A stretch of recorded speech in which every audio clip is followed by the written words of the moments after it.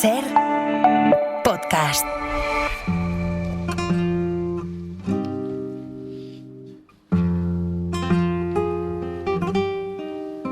Hora 25. Aimar Bretos. De todas las historias de la historia, la más triste sin duda es la de España, porque termina mal como si el hombre, harto ya de luchar con sus demonios, quisiera terminar con esa historia de ese país de todos los demonios, de ese país de todos los demonios. En esta semana del 50 aniversario de la muerte de Franco, nosotros hemos venido esta noche a Cuelgamuros, lo que hasta hace nada conocíamos como el Valle de los Caídos. Es un lugar que la propia dictadura convirtió en el mayor testigo de su crueldad y que ahora, 5 décadas después, la democracia quiere reconvertir en un lugar de memoria compartida. La radio, por definición, es presencia y es escucha.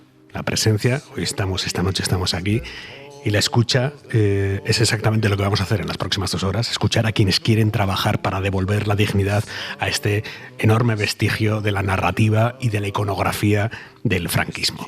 Laura Gutiérrez, buenas noches. ¿Qué tal, Aimar? Buenas noches. Laura es la periodista de la SER que aborda todos los asuntos referidos a la memoria democrática. Y, Laura, ¿qué se va a hacer aquí, donde estamos en Cuelgamuros, para intentar convertirlo en un espacio de todos y no solo de los nostálgicos del franquismo? Pues va a haber un salto de 180 grados en la concepción de este enclave, de lo que representa, de lo que ha sido hasta ahora la máxima expresión del culto a la dictadura y a Franco. Un salto arquitectónico, sobre todo porque va a cambiar totalmente la forma de entrar a la basílica, a la que ahora mismo se accede por las escalinatas de la explanada. Esa escalinata por la que vimos bajar por última vez el cadáver del dictador portado a hombros. El proyecto que ha ganado el concurso para la resignificación ha ideado otro concepto de acceso al templo. Desaparecen las escaleras y se erige una especie de soportal en forma de gran circunferencia abierta al cielo que servirá de entrada a la basílica y que servirá también de entrada al nuevo corazón de este Valle de Cuelgamuros, el museo, el centro de interpretación donde por fin se expondrá, se contará a los visitantes, se contará al mundo por qué se levantó este enclave, quién lo hizo, en qué condiciones, de qué forma, a quién se asesinó, a quién se fusiló, dónde están las fosas y dónde están las cunetas llenas de cuerpos de represaliados. Un museo que pondrá voz, por fin, que pondrá luz, imagen a la verdad de la historia. La basílica, la parte sacralizada, va a seguir tal cual, con su simbología franquista, con los vestigios que la Iglesia ha mantenido en ese templo, con las baldosas casi recién puestas para tapar la que fue la tumba de Franco, y se mantendrá la cruz, entendida como un foco de atracción, como un LED de reclamo. No se va a tocar de momento, Aimar, nada más. Gracias, Laura. Ángel Víctor Torres, ministro de Política Territorial y de Memoria Democrática. Buenas noches. Hola, ¿qué tal? Buenas noches. Gracias por acompañarnos esta noche aquí en Cuelgamuros. Gracias a ustedes. Ministro, ¿usted de verdad cree que Cuelgamuros se puede resignificar? Yo creo que el verbo debería ser, desde hace mucho tiempo se tenía que resignificar, que era obligatorio hacerlo. Estamos ante un lugar tétrico, que es un mausoleo de un dictador, que no quiso pasar a la posteridad solo, y aquí reposan los restos de 33.000 personas, de los 2 lados de la contienda, de la guerra de España, con diferencias, no es ningún lugar de concordia. Quienes venían del lado republicano, en la misma caja hasta 12 cuerpos, sacados de cementerios militares o de fosas comunes, sin decírselo a sus familiares. Quienes aquí vinieron del lado sublevado, en cajas individuales con el nombre de la persona y, por supuesto, con conocimiento de su familia y beneplácito para las mismas, ¿no? y honra y honor, ¿no? Por tanto, hay que resignificarlo, tiene que ser conocido por las actuales y las futuras generaciones, tienen que saber que esto fue un campo de concentración, de trabajos forzados. Aquí muchísima gente, presos republicanos, murieron levantando este mausoleo, y tiene que ser un centro resignificado para que se conozca lo que hoy disfrutamos, que es la democracia, y se le anteponga a lo que fueron 4 décadas de dictadura y totalitarismo. ¿Qué tiene el proyecto que ha ganado para que sea diferencial respecto al resto de propuestas? Bueno, ha sido el elegido de 33 trabajos y 10 finalistas, en el que había en el jurado personas de reputada recorrido en el mundo de la arquitectura, también de la memoria, y que entienden que es el más singular, el que tiene mayores opciones. Por supuesto hubo mucho debate, me consta que fue una decisión no fácil, no sencilla, y en ese sentido pues tiene un centro de interpretación que utiliza los vasos, la parte baja de lo que es el Valle de Cuelgamuros, y también un nuevo acceso donde va a ser muy importante las luces indirectas y que pueda ser visitado y conocido, ¿no? Ministro, esta resignificación realmente se podrá completar, quiero decir. Ahora los arquitectos tienen 8 meses para entregar el proyecto definitivo. Las obras empezarían en 2027, tendrían 4 años hasta que se finalizaran. Si otro gobierno llega a la Moncloa, estoy pensando si el PP llega a la Moncloa o el PP y Vox llegarán a la Moncloa, estas obras podrían pararse. Podrían pararse y nosotros, al menos yo y muchos, haremos lo posible para que la ultraderecha no llegue al poder para justamente aniquilar los pasos que hacemos en la democracia, ¿no? Porque la pregunta es, ¿a quién ataca que tengamos un centro de resignificación de la democracia? ¿Qué significa en contra de lo que hemos recuperado después de 4 décadas de totalitarismo el que hoy podamos vivir en libertad, incluso tener partidos de la ultraderecha que son votados en urnas por los españoles y las españolas, que pueden votar a una cosa o a otra, ¿no? ¿Qué sentido tiene mantener un lugar que en vanagloria a un dictador que a golpe de sangre y de un golpe ilegal sometió a un país que involucionó sin ninguna duda, quedándose atrás en la Europa que fue resultado de la Segunda Guerra Mundial? ¿Qué sentido tiene? Ninguno. Por tanto, habría que hacerles ver a cualquier grupo político que aspira a gobernar un país. Yo vengo de Argentina, he estado en el centro que recuerda también a quienes murieron en la dictadura argentina, también he estado en Santiago de Chile. No veo por qué alguien tiene que llegar a un gobierno para eliminar aquello que se dan pasos para defender la democracia, ¿no? Nosotros esperamos poder comenzar las obras en la presente legislatura y yo le mando un mensaje a cualquiera que pueda gobernar. Esto es un trabajo para defender la democracia y no lo contrario. ¿Por qué se descartó una intervención más ambiciosa incluso dentro de la Basílica? Acabamos de estar en el interior de la Basílica, es peluzna ver ahí simbología franquista. ¿Por qué se descartó ir un poco más allá? Bueno, la voluntad, como siempre, es de ir a máximos, ¿no? Pero hay que ser realista, ¿no? Aquí tenemos una orden que permanece, si bien hay un decreto periclitado, pero están todavía en el Valle de Cuelgamuros, siguen habiendo liturgias y teníamos que llegar a un acuerdo con la Santa Sede y lo conseguimos. Es decir, el ministro de Justicia, el secretario de Estado de Memoria, pues en una situación donde lo importante era poder vehiculizar que esto se pudiera hacer y no que se bloquease, pues consiguió el acuerdo, incluso la participación de la Iglesia entre los miembros del jurado, ¿no? ¿Van a estar ahí para siempre los benedictinos?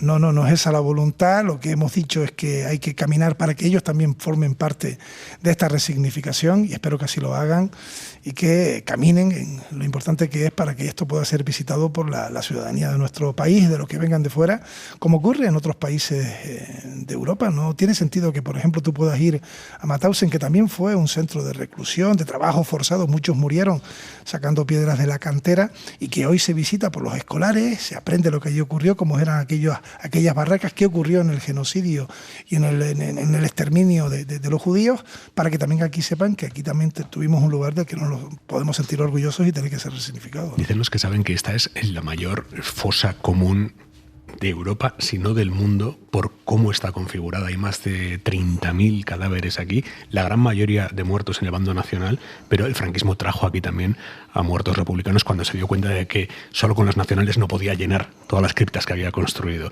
Ustedes ahora están en un proceso de exhumación de los cadáveres que hayan sido reclamados por sus familias. ¿En qué punto está ese proceso? Bueno, lo primero es que es así. Aquí hay 33.000 restos de tales personas, ¿no? de personas que estuvieron en ambos lados de la guerra de España, ¿no? Por tanto, sí es la mayor fosa, porque en estos momentos debe haber... Tenemos un estudio del año 2019 que trasladaba unas 20.000 personas en fosas, en pozos, en cunetas en el conjunto del país. De hecho, acabamos de presentar un mapa interactivo de fosas, pero aquí solo hay 33.000. Por tanto, se está haciendo un trabajo complejo, donde tenemos a los mejores del mundo. Aquí están trabajando como Paco Echeverría, que trabajó la exhumación y el trabajo forense de Pablo Neruda, de Salvador Allende. Hablaremos después con él aquí, estará con nosotros. De Víctor Jara, que es un auténtico lujo poder tenerlo nosotros aquí trabajando. Se han podido devolver y reconocer y trasladar a los familiares a 21 personas. El número puede ser mucho o poco. Tenemos más de 200 200 restos ya en los que se están trabajando y unos 400, 500 personas que ya han solicitado ser recuperados, son familiares, pero estamos hablando de personas que murieron hace 90, 100 años, ¿no? Y los restos, lógicamente, están en un estado de mala conservación, de excesiva humedad, de apilación. Sus hijos ya han fallecido, incluso en muchos casos sus nietos, pero hemos recuperado a 21 personas, se han entregado a las familias y puedo asegurar que en estos 2 años que llevo de ministro de Memoria Democrática jamás olvidaré el que he llamado yo a esos familiares, algunos de ellos, que repito, estuvieron en la guerra de España en un lado o en el otro y que me han dado las gracias por devolverle aquello que llevaban buscando sus familiares y ellos mismos, ellas mismas durante décadas, ¿no? Y que podían ya ahora estar tranquilos e incluso morir en paz. Porque hay familias cuyo muerto, cuyo familiar combatió en el bando nacional y que no quieren que siga aquí enterrado. Sí, así es. Hay historias espeluznantes, ¿no?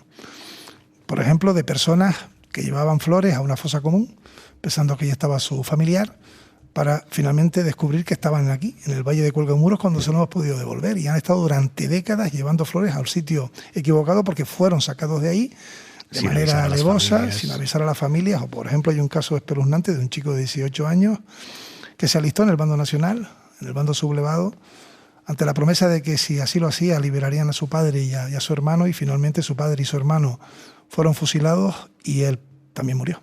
O sea que la familia que lo está intentando recuperar perdieron a todos los miembros de su familia, ¿no? ¿Cómo es ese momento en el que comunican a una familia que efectivamente han confirmado la identificación de su familiar? Es un momento único, ¿no? Porque primero no dan crédito, ¿no? Piensan que le están diciendo algo falso, que no es posible, ¿no? Que llevan tantos años buscándolo que no puede ser real el que finalmente van a tener los restos de ese familiar que tanto anhelaban conseguir, ¿no? Normalmente las conversaciones acaban con el llanto por el otro lado y también se te salta la lágrima a ti, ¿no? Y hay muchas cosas que llevo ya en política 25 años. Yo recuerdo cuando empecé mi municipio en el año 2003 no había ninguna ley, ni memoria histórica, ni memoria democrática, no había subvenciones para poder sacar exhumaciones, pero conseguimos abrir un pozo en mi municipio, había 24 personas, luego un segundo pozo y finalmente devolver al padre de la presidenta de la asociación que llevaba peleando para recuperar a su padre toda su vida, ¿no? Y decirme entre lágrimas que ya, como decía, ya su vida había tenido un sentido. Era verdad que su padre había sido ejecutado y no, como decían algunos, que se había ido a Venezuela con otra familia y había abandonado a su hija y a su mujer. Esto cuando usted era alcalde de Arucas, sí, en 2003, antes de la primera ley de memoria histórica con Zapatero. Y que aquello fue un suplicio en el sentido de que nadie te abría las puertas. Yo recuerdo de tocar al gobierno de Canarias de entonces, al Cabildo de Gran Canaria, a la Mancomunidad. Es verdad que había quien pensaba desde la derecha que aquello era abrir heridas, todo lo contrario, creo que se aprendió, se hizo. El segundo pozo fue abierto por una administración donde todas las fuerzas políticas estuvieron de acuerdo, y jamás olvidaré cuando Pino Sosa, así se llama la presidenta de la asociación, me llamó para que fuera aquel pozo, me puse una lámpara en la frente, me bajaron en una plataforma y pude ver los restos de personas que estaban en ese pozo, ¿no? Y aquí, ministro, en Cuelgamuros, ¿qué se están encontrando dentro de las cajas? Es algo también absolutamente inolvidable, ¿no? Con el significado que se le quiera dar a esa palabra. Si entras y ves los restos, te estremeces, es tremendamente impactante, y lo que nos estamos encontrando es personas que fueron ejecutadas, normalmente con un tiro en la cabeza, o varios, y huesos que lamentablemente están mezclados en las cajas de distintas personas. Es un trabajo difícil de identificación, de separación. Se intentan colocar los fémures con los fémures, las tibias, las falanges. Se lo vamos a preguntar después a Paco Echeverría, el forense, pero ¿ustedes pueden garantizar al 100% que los restos que se entregan a las familias son escrupulosamente de esas familias? Quiero decir, son cajas en las que esos cadáveres han estado mezclados en unas condiciones pésimas durante casi un siglo. Sí, pero cuando ya se entregan, las pruebas son irrefutables. O sea, yo ya un trabajo de análisis, de comparación, de confrontación del ADN, que hace que lo que tú estás entregando son los restos de la persona que ese familiar estaba requiriendo. Mañana, ministro, en el Consejo de Ministros van a aprobar el Real Decreto que regulará la creación del catálogo de vestigios del franquismo. ¿Cuántos vestigios del franquismo calculan que quedan en España y que hay que retirar para cumplir con la ley? Es complicado decir un número, muchos de ellos fueron retirados y muchos de ellos sin necesidad de la Ley de Memoria Histórica del año 2007. Indudablemente esa ley fue la que dio un gran impulso a la retirada de esos vestigios, de los nombres de las calles, de los recuerdos en los libros municipales de oro cuando Franco iba a los distintos municipios. Ahora quedan en esos libros claramente establecido que estamos hablando de alguien que fue un dictador y que sometió a una dictadura durante 4 décadas al país.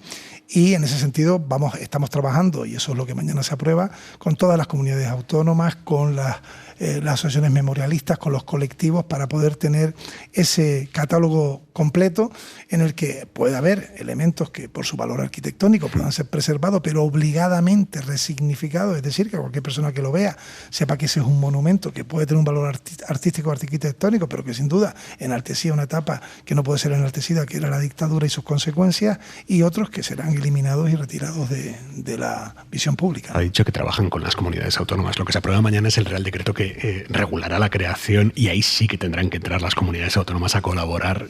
Y yo espero si es que quieren hacerlo.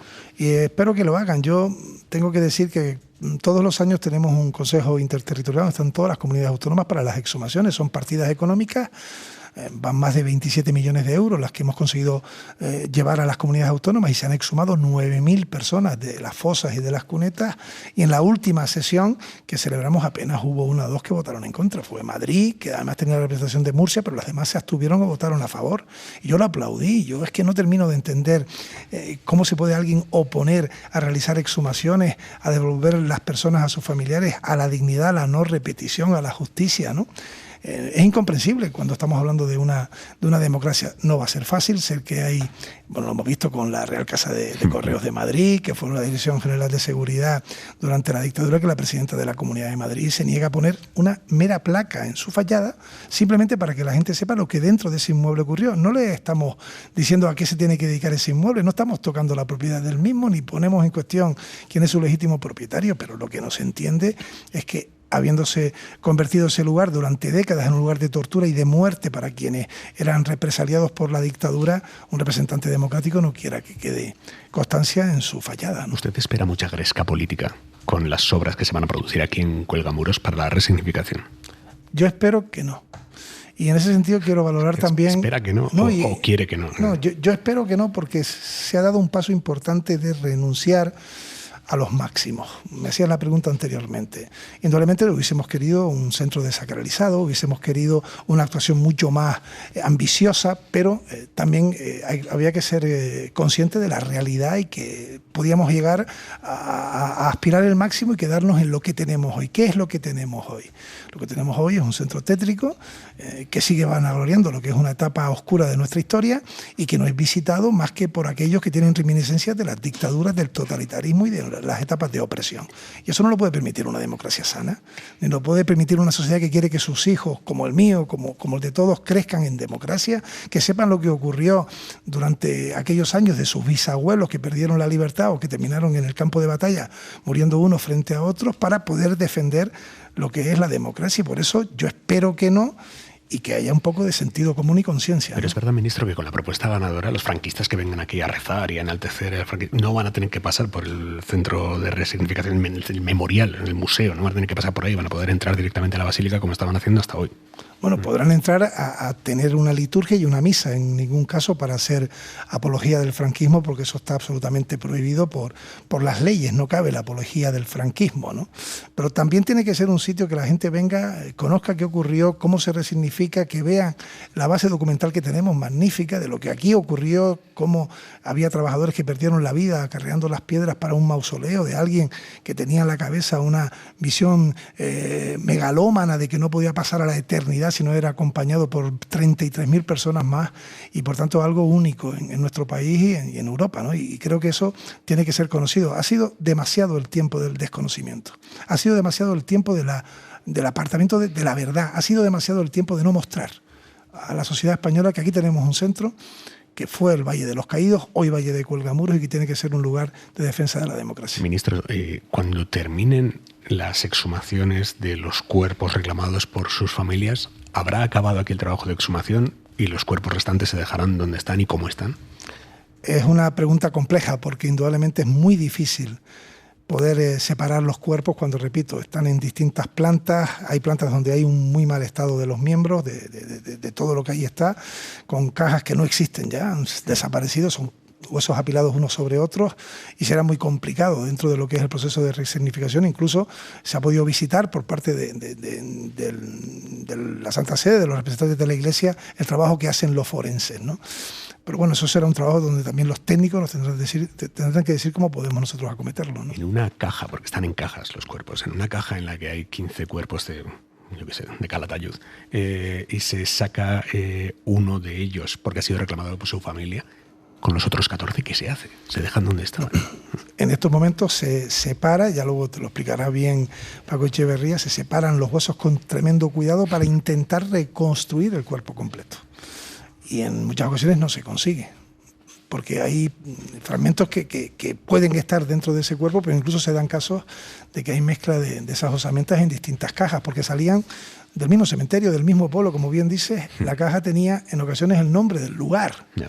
Y el lugar se ha borrado. Y hemos descubierto, por ejemplo, que alguna caja de Calatayud porque quedaba la D final, claro, y la C del principio, ¿no? Y se hace una unión de las palabras posibles para ver de dónde eran, ¿no? Y se ha sido pues más exitoso en unos casos que en otros, ¿no? Ministro, están en pleno proceso de disolución de la Fundación Francisco Franco. Hace unas semanas comunicaron a la Fundación la apertura del expediente. ¿Les han contestado, han presentado alegaciones? ¿En qué punto está eso? Sabemos que van a presentar alegaciones porque así lo han anunciado, sí, y lo han hecho también público. Pero todavía no lo han hecho, ¿no? Hasta este momento, depende del Ministerio de Cultura, no estoy al día en esta ocasión, pero bueno, se ha terminado un informe muy completo que exigió también testimonios, declaraciones de familiares, y creo que ha quedado un trabajo absolutamente completo. Hay información pública, terminará finalmente el juez pues decidiendo, porque es la justicia quien finalmente se eleva todo ese expediente, pero no tiene ningún sentido que en un país democrático haya una fundación que lleve el nombre o que defienda a un dictador. ¿A quién se le ocurre que podamos tener en Alemania la Fundación Adolfo Hitler o la Fundación Mussolini en Italia? No tiene ningún sentido. Es que en este país pasan muchas cosas que a nadie se le ocurrirían. Pues tendremos que corregirlas. Yo creo que eso es importante. Hicimos un tránsito con sus luces y sus sombras hacia la democracia.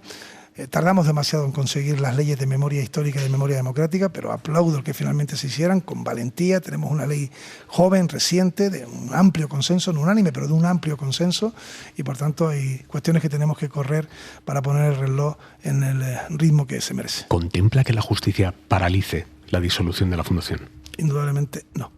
No lo contemplamos, porque, repito, no cabe que en una democracia haya una fundación que defienda la figura de un dictador. Dictadura y democracia son palabras antónimas.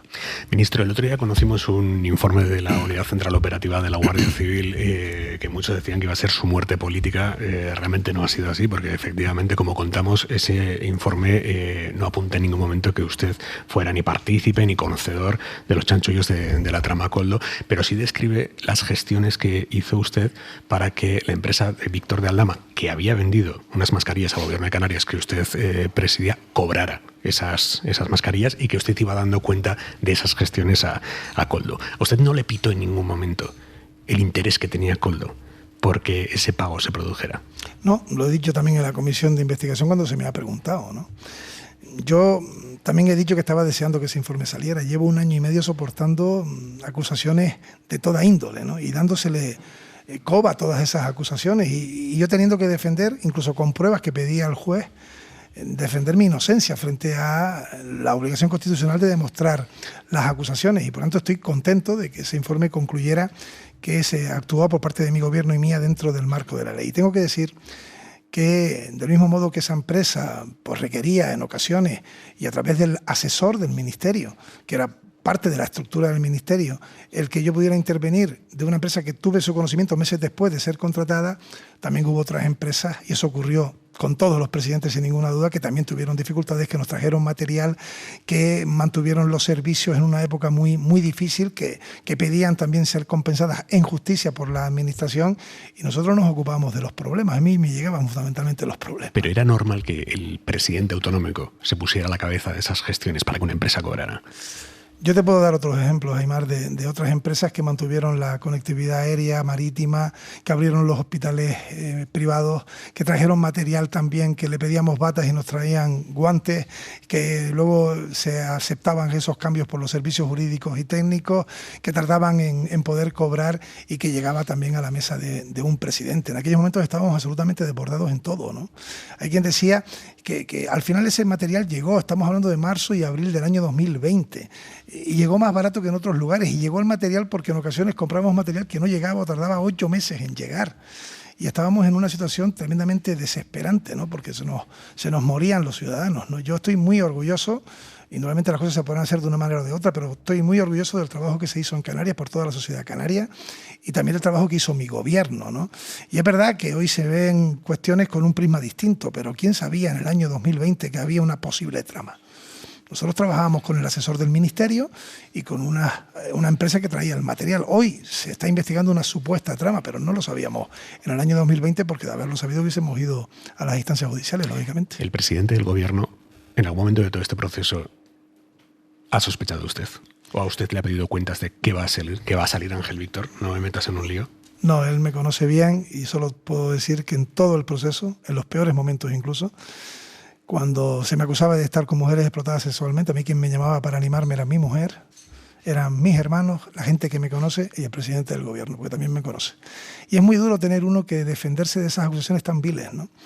Y yo sí quiero reflexionar y hacer reflexionar a todos, ¿no? Porque hay quienes desde los partidos políticos han acuñado esa mentira, esa difamación para intentar mancillar la imagen del rival político, a sabiendas en muchos casos de que sabían que era mentira. Pero daba igual, había que intentar mancillar y laminar la imagen de Torres, y en ese sentido yo agradezco la confianza del presidente y por supuesto el apoyo de la gente que me conoce, que ha estado siempre al lado. Ministro, usted ha participado hoy de la reunión del Consejo de Política Fiscal y Financiera con los consejeros de Hacienda de las comunidades autónomas, han compartido con ellos la senda del déficit. Parece que empieza a marchar el proceso para los presupuestos generales. Claro, lo que pasa es que el presidente del gobierno nos dijo aquí en la SER que se iban a presentar antes de que terminara el año. Era la voluntad, bueno, estamos a ver si... Era, en pasado. Sí, vamos a ver, hemos tenido algunas dificultades y algunos retrasos, pero bueno, la voluntad es poder llevarlo en el mes de enero, pero hoy hemos dado un paso muy importante con el Consejo Nacional de Administraciones Locales y luego el Consejo de Política Fiscal y Financiera, ¿no? Y la pregunta que yo creo que deben hacerse los radioyentes es, el año pasado el Partido Popular en ese Consejo no votó en contra. Votó en contra cuando vio que podíamos perder la votación. O sea, puso por delante la derrota del gobierno de España a algo que era beneficioso para las comunidades autónomas, porque los consejeros de Hacienda del Partido Popular votaron abstención en el Consejo de Política Fiscal y Financiera. Hoy hemos aprobado 170.000 millones de euros que van a las comunidades autónomas, un 7,7% más que el año pasado, o 30.000 millones de euros que van a ir a las corporaciones locales, un 9% más que el año pasado. Y yo me pregunto, con más recursos que nunca que da un gobierno de España, del color que sea, ¿cómo puede haber comunidades autónomas que se manifiesten en contra? Es algo absolutamente ilógico. Ministro, ¿es democráticamente sano? No le pregunto si es legítimo, porque eso está fuera de todo. ¿Es democráticamente sano que un gobierno siga gobernando a pesar de que tiene una mayoría parlamentaria en contra de ese gobierno? Tenemos un resultado de las elecciones. Los españoles podían haber decidido un gobierno de mayoría absoluta o un gobierno de un pacto determinado, y decidieron lo que decidieron cuando fueron a votar, y esto es resultado del voto de la gente cuando fue a las urnas. Sí, y precisamente el resultado de las elecciones es el que determina que haya una mayoría en contra ahora mismo del gobierno. Sí, porque ha habido partidos que votaron a favor de una investidura, de una legislatura, y en el camino, que no es sencillo para cualquier gobierno de coalición, yo llevo 25 años en política y siempre he gobernado en coalición, pues tienes que sentarte, tener empatía, buscar acuerdos, ceder, que cedan, que camines, pero este es un gobierno que tiene un presupuesto que es tremendamente social, que ha caminado con un ingreso mínimo vital que no había, con mayor salario mínimo interprofesional, con puestos de trabajo que son indefinidos, con una economía que ahí está, que es locomotora económica en nuestro país, y que vamos a seguir haciéndolo porque creemos que estamos llegando a lo que es lo más importante en política, y es reestructurar la economía para los que más necesitan, que son los que menos tienen. Ángel Víctor Torres, ministro, le agradezco mucho que haya venido esta noche aquí a Cuelgamuros a acompañarnos en Hora 25. Gracias. Gracias, Aimar. Hora 25, con Aimar Bretos. Esta semana en la que se cumplen 50 años de la muerte de Franco, de España sin Franco, nosotros hemos decidido iniciar la semana en el lugar de España que aún hoy mejor representa la necesidad de resignificar los vestigios que quedan todavía de homenaje al régimen represivo y asesino que fue el franquismo. Venimos a Cuelgamuros no como un ejercicio de morbo histórico, no como, bueno, de hecho, ni mucho menos como una provocación, sino que venimos a Cuelgamuros con la convicción firme de que este lugar merece que su significado sea invertido. Cuelgamuros merece dejar de proyectarse como el gran reducto que aún queda para la exaltación de la dictadura y merece convertirse en un lugar de memoria común construida sobre un contexto histórico riguroso, que esto es fundamental. Que este espacio sirva de lugar de homenaje y respeto también a las víctimas y no solo, como hasta ahora, al régimen que les arrebató la vida y les arrebató la dignidad. En la cadena SER, Hora 25. Aimar Bretos. A mi lado aquí en Cuelgamuros, Pablo Simón, buenas noches. Buenas noches, Aimar. Y María Eugenia Rodríguez Palop, ¿cómo estás, Palop? Muy bien. Es un reto enorme, Simón, el que tiene la democracia, tratando de darle a este símbolo persistente de la supuesta épica franquista un significado distinto. Sin lugar a dudas, y de hecho es una deuda pendiente que tenemos en nuestro sistema democrático, pero también es verdad que otros países que salieron de dictaduras lograron hacerlo. Yo creo que esto es una de las cuestiones que va a ser compleja, porque tenemos que buscar un equilibrio razonable, también en términos de la propia reparación histórica que supone el resignificar todo este complejo, pero es algo que tal vez lo que deberíamos interrogarnos es por qué hemos tardado tanto en abordar. Es decir, realmente sabemos o se puede comprender hasta cierto punto que dada la naturaleza de nuestra transición, esto fuese una cuestión que no se afrontase directamente durante los años 80, incluso una parte de los 90, pero que hayamos demorado tanto el abordar la resignificación de Cuelgamuros y el Valle de los Caídos, pues no deja de llamar la atención cuando sabemos perfectamente que esto era algo que ya estaba incluido en lo que los comisarios y comités de expertos estaban discutiendo en la primera ley de la memoria histórica. Nos referimos, por lo tanto, al año ya 2004. Palop. Bueno, yo desde luego lo tengo que celebrar, pero también creo que es de justicia decir que hemos empezado con un pecado original, que es haber mantenido aquí a los monjes benedictinos y que esta iniciativa haya partido de un ministerio como el Ministerio de Vivienda. Yo creo que ese es un pecado original. Bueno, pero es un pecado original que va a estar ahí, y el segundo pecado original es el no haber contado con las víctimas en ese comité, ¿no? Creo que la asociación de víctimas, las asociaciones de víctimas no están contentas con la resignificación que se está haciendo. Faltan organismos de derechos humanos en ese comité, falta gobernanza y falta tener conciencia de que la memoria tiene que ser validada fundamentalmente por las víctimas y también validada socialmente. A mí me gustaría que se hiciera una exposición de las maquetas finalistas, de las 10, y me gustaría que todo el mundo pudiera verlas. Creo que sería un acto interesante, porque yo he leído las posiciones de algunas asociaciones de víctimas, he hablado con algunos representantes y lo que veo es descontento, y no me gustaría que esto fuera al final, después de este esfuerzo y de haber, como dice Pablo, llegado tarde, pues que fuera algo fallido, ¿no? Dado que en el comité no estuvieron esas víctimas, esas familias de las víctimas, creo que sí se les podría dar voz, al menos para crear una especie de gobernanza, ¿no?, a futuro. Ver las maquetas y una estructura de gobernanza me parecería interesante. Insisto, creo que el pecado original de los benedictinos y de la ausencia de las víctimas en el comité lo vamos a tener, pero todavía podemos reaccionar para que las asociaciones se sientan representadas y reparadas, que al fin y al cabo es de lo que se trata, de contar la historia con un objetivo que es el de la reparación y orientar la memoria a la justicia. Hora 25. Con Aimar Bretos. Dale, Margarita. Dale, que me tocan bien.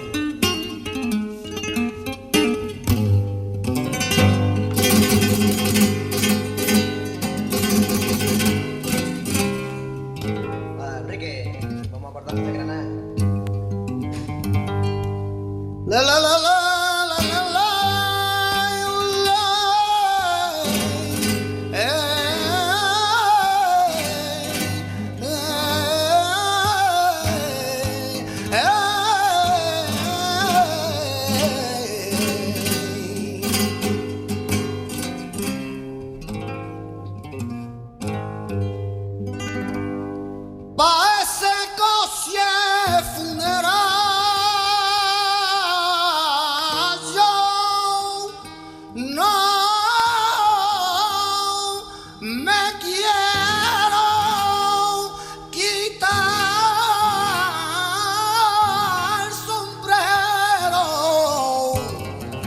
Ángeles Caballero, buenas noches. ¿Qué tal? Buenas noches, Aimar. No sé a quién escuché que pasar página en democracia no consiste en arrancar la página, sino que consiste en leer bien la página. Y eso es lo que hemos venido esta noche a hacer aquí a Cuelgamuros. Sí, sí.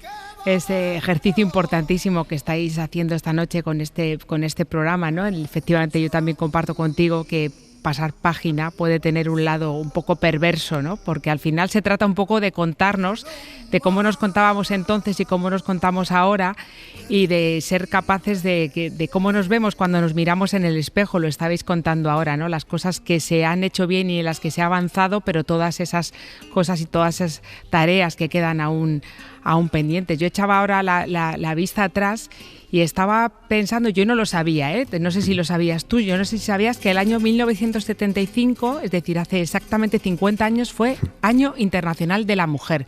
Es decir, casi todos sabemos que había fallecido el dictador Franco, pero no sabíamos esto. Y se me ha ocurrido repasar un poco cómo estaban las mujeres en España hace 50 años, porque ese año, fíjate, para conmemorar este año internacional en España, el gobierno franquista le pidió a la sección femenina de la Falange que organizara un evento, que hiciera algo al respecto.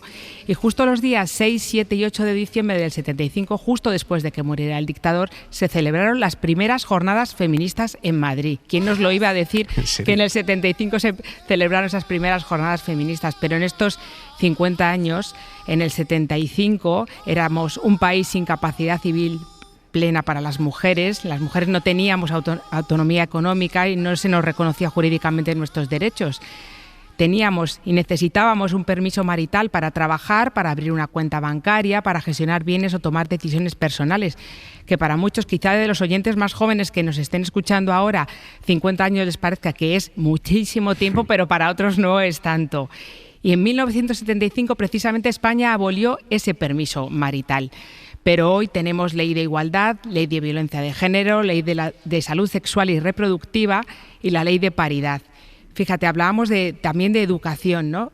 En el año 75, principios de los 80, hay una cosa en la que no ha cambiado. Las mujeres éramos y somos el 51% de la población y, sin embargo, en esa década de los 70, la escolarización femenina en secundaria y universidad era minoritaria. Pero hoy representan el 56% del alumnado universitario.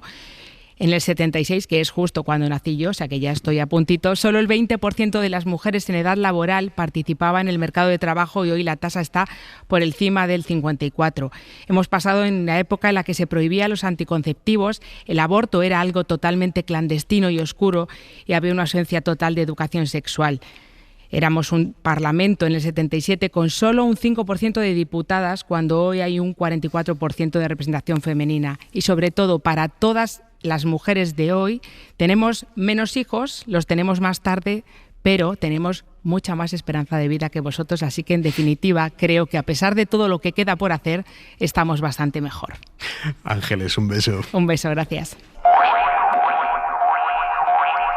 Son las 10 y 12 minutos de la noche, las 9 y 12 en Canarias. Termina el día en el que Carlos Mazón ha comparecido en la Comisión de Investigación de La Dana en el Congreso y, más allá de repetir machaconamente la misma teoría del apagón informativo, una teoría que la jueza ha desmontado en cada auto, Mazón sigue sin dar horas exactas de qué hizo entre que salió del Ventorro sobre las 7 menos cuarto de la tarde y que llegó al Palau. En ese momento, el de llegar al Palau ni siquiera lo sitúa exactamente. Él se escabulle y cuela las mismas falsedades de siempre, salvo por dos cosas que ha dicho hoy que son novedosas. La primera, que si es cierto es gravísimo y si no es cierto es todavía peor, que no le cogió el móvil a su consejera de emergencias y lo peor de La Dana porque igual lo llevaba en la mochila, dice. En el momento en el que acompañaba a Salomé Pradas, a Maribel Vilaplana al parking. Suponiendo que sea verdad, ¿qué hacía Mazón? Porque según él ya le habían avisado de que las cosas estaban fatal. ¿Qué hacía Mazón llevando el móvil en la mochila? Bueno, que no hay por dónde ni por dónde coger esto. Pero lo otro novedoso que ha dicho es que los escoltas le acompañaron al Ventorro, pero que no fueron con él a la salida del Ventorro. Que ese paseo que él se dio con Maribel Vilaplana hasta el coche y lo que hiciera después, que ahí no había escoltas. ¿Y por qué no? Mazón, de verdad, andando solo por la calle en el centro de Valencia, sin los escoltas. ¿Por qué? ¿Qué pasó ahí? Julia Molina, buenas noches. ¿Qué tal? Buenas noches. El presidente ha tratado de eludir cualquier responsabilidad. Yo no soy miembro del CECOPI, no lo dirijo, no lo presido, no lo convoco, no formo parte de él. Y ha defendido que su presencia en el Centro de Control de Emergencias no habría cambiado nada. Que el 29 nadie era consciente de la magnitud de lo que iba a ocurrir. Mazón no ha hecho autocrítica, pero sí ha arremetido contra la Confederación Hidrográfica del Júcar, contra la EMET. Ha insistido además en que tampoco tuvo nada que ver con el envío de la alerta. La consellera Salomé Pradas nunca se negó a que se mandara el mensaje, nunca me solicitó consulta para autorizar el mensaje, no me corresponde a mí. Es un florero, es lo que me está diciendo usted, que no sirve para nada, o sea, que usted no tomó ninguna decisión, usted piensa que no tenía que tomar ninguna decisión. Le llama 3 veces la consejera Salomé Pradas y usted no le atiende el teléfono y por eso esperan. Siento decirle que no es así. Sobre por qué no contestó a esa llamada, Mazón se ha excusado diciendo que tenía el teléfono guardado. Pues yo la de las 19:10 no sé si es que estaba andando y tenía el móvil en la mochila en ese momento. I la de las 19... que no li vas agarrar el telèfon a la teva consellera perquè anaves caminant i no l'escoltaries. Bueno, pues, bàsicament això. Si no la escuché... O sea, el presidente de la Generalitat Valenciana, en alerta roja. Los diputados de la izquierda le han afeado los cambios de versión y la falta de concreción sobre el itinerario de esa tarde. Sí ha asegurado Mazón que fue sin escolta desde el Ventorro hasta el parking y ha desvelado al diputado del PSOE, Alejandro Soler, algunos otros cabos que quedaban sueltos. ¿Entró usted al parking? No. ¿Pasó usted por su casa? No. ¿Se cambió de ropa en ese interín? No. Me puse el jersey porque tenía frío. Había 20 grados en esa... Igual estaba destemplado. Me quité la chaqueta y me puse el jersey. También ha incurrido el presidente en al menos un dato falso. Tengo que decirle que no hubo conocimiento de las primeras pérdidas de vidas humanas hasta bien entrada la madrugada. Porque a las 12:30 de la noche del día de la Dana, Mazón ya confirmó que había muertos. Podemos confirmaros ya que hay cuerpos sin vida. De mentir lo ha acusado precisamente Rufián, con quien ha mantenido el careo más tenso. Usted es un inútil, usted es un mentiroso. Gracias, usted es un incapaz. Señor Rufián. Usted es un miserable. Silencio. Usted es un homicida. Gracias. Y esto es un psicópata. Tiene que acabar. Y ojalá pague con cárcel todo lo que ha hecho. Mazón, sin embargo, ha encontrado hoy a su mejor aliado en Vox, que lo ha exculpado de toda responsabilidad y ha descargado toda la culpa sobre el gobierno central. Simón. A mí el desafío para Mazón hoy era ser capaz de sostener la misma versión todo el rato, porque es que ha cambiado tantas veces de versión que es casi complicado para él el ser capaz de sostener una narrativa compartida a lo largo de los múltiples cambios que ha dado desde que lleva siendo presidente y lleva intentando exculparse. Para mí hay una cuestión que es indudable. Ahora mismo Mazón está pensando más en su destino judicial que político y por lo tanto realmente lo que buscaba con esta intervención era hasta cierto punto no caer en más contradicciones de las que ya ha caído, no pillarse los dedos con nueva información que pueda implicar el que tenga o se sustancien nuevas responsabilidades judiciales. Y en última instancia hemos visto el guión previsible y es que la derecha ha intentado exculparle señalando todo el rato al gobierno de España, como el propio Mazón ha aprovechado para poner encima de la mesa, y del otro lado la izquierda desde luego ha intentado afearles la posición que tenía y también sus propias contradicciones. Yo creo que ahora mismo tenemos un Mazón, insisto, que está más preocupado por si puede terminar en manos del Tribunal Superior de Justicia de Valencia. Palop. Totalmente de acuerdo. Creo que lo que ha hecho ha sido un ejercicio de autodefensa en la línea que ha ido siguiendo a lo largo de todo este tiempo sin salirse del guión. Un ejercicio absoluto de irresponsabilidad.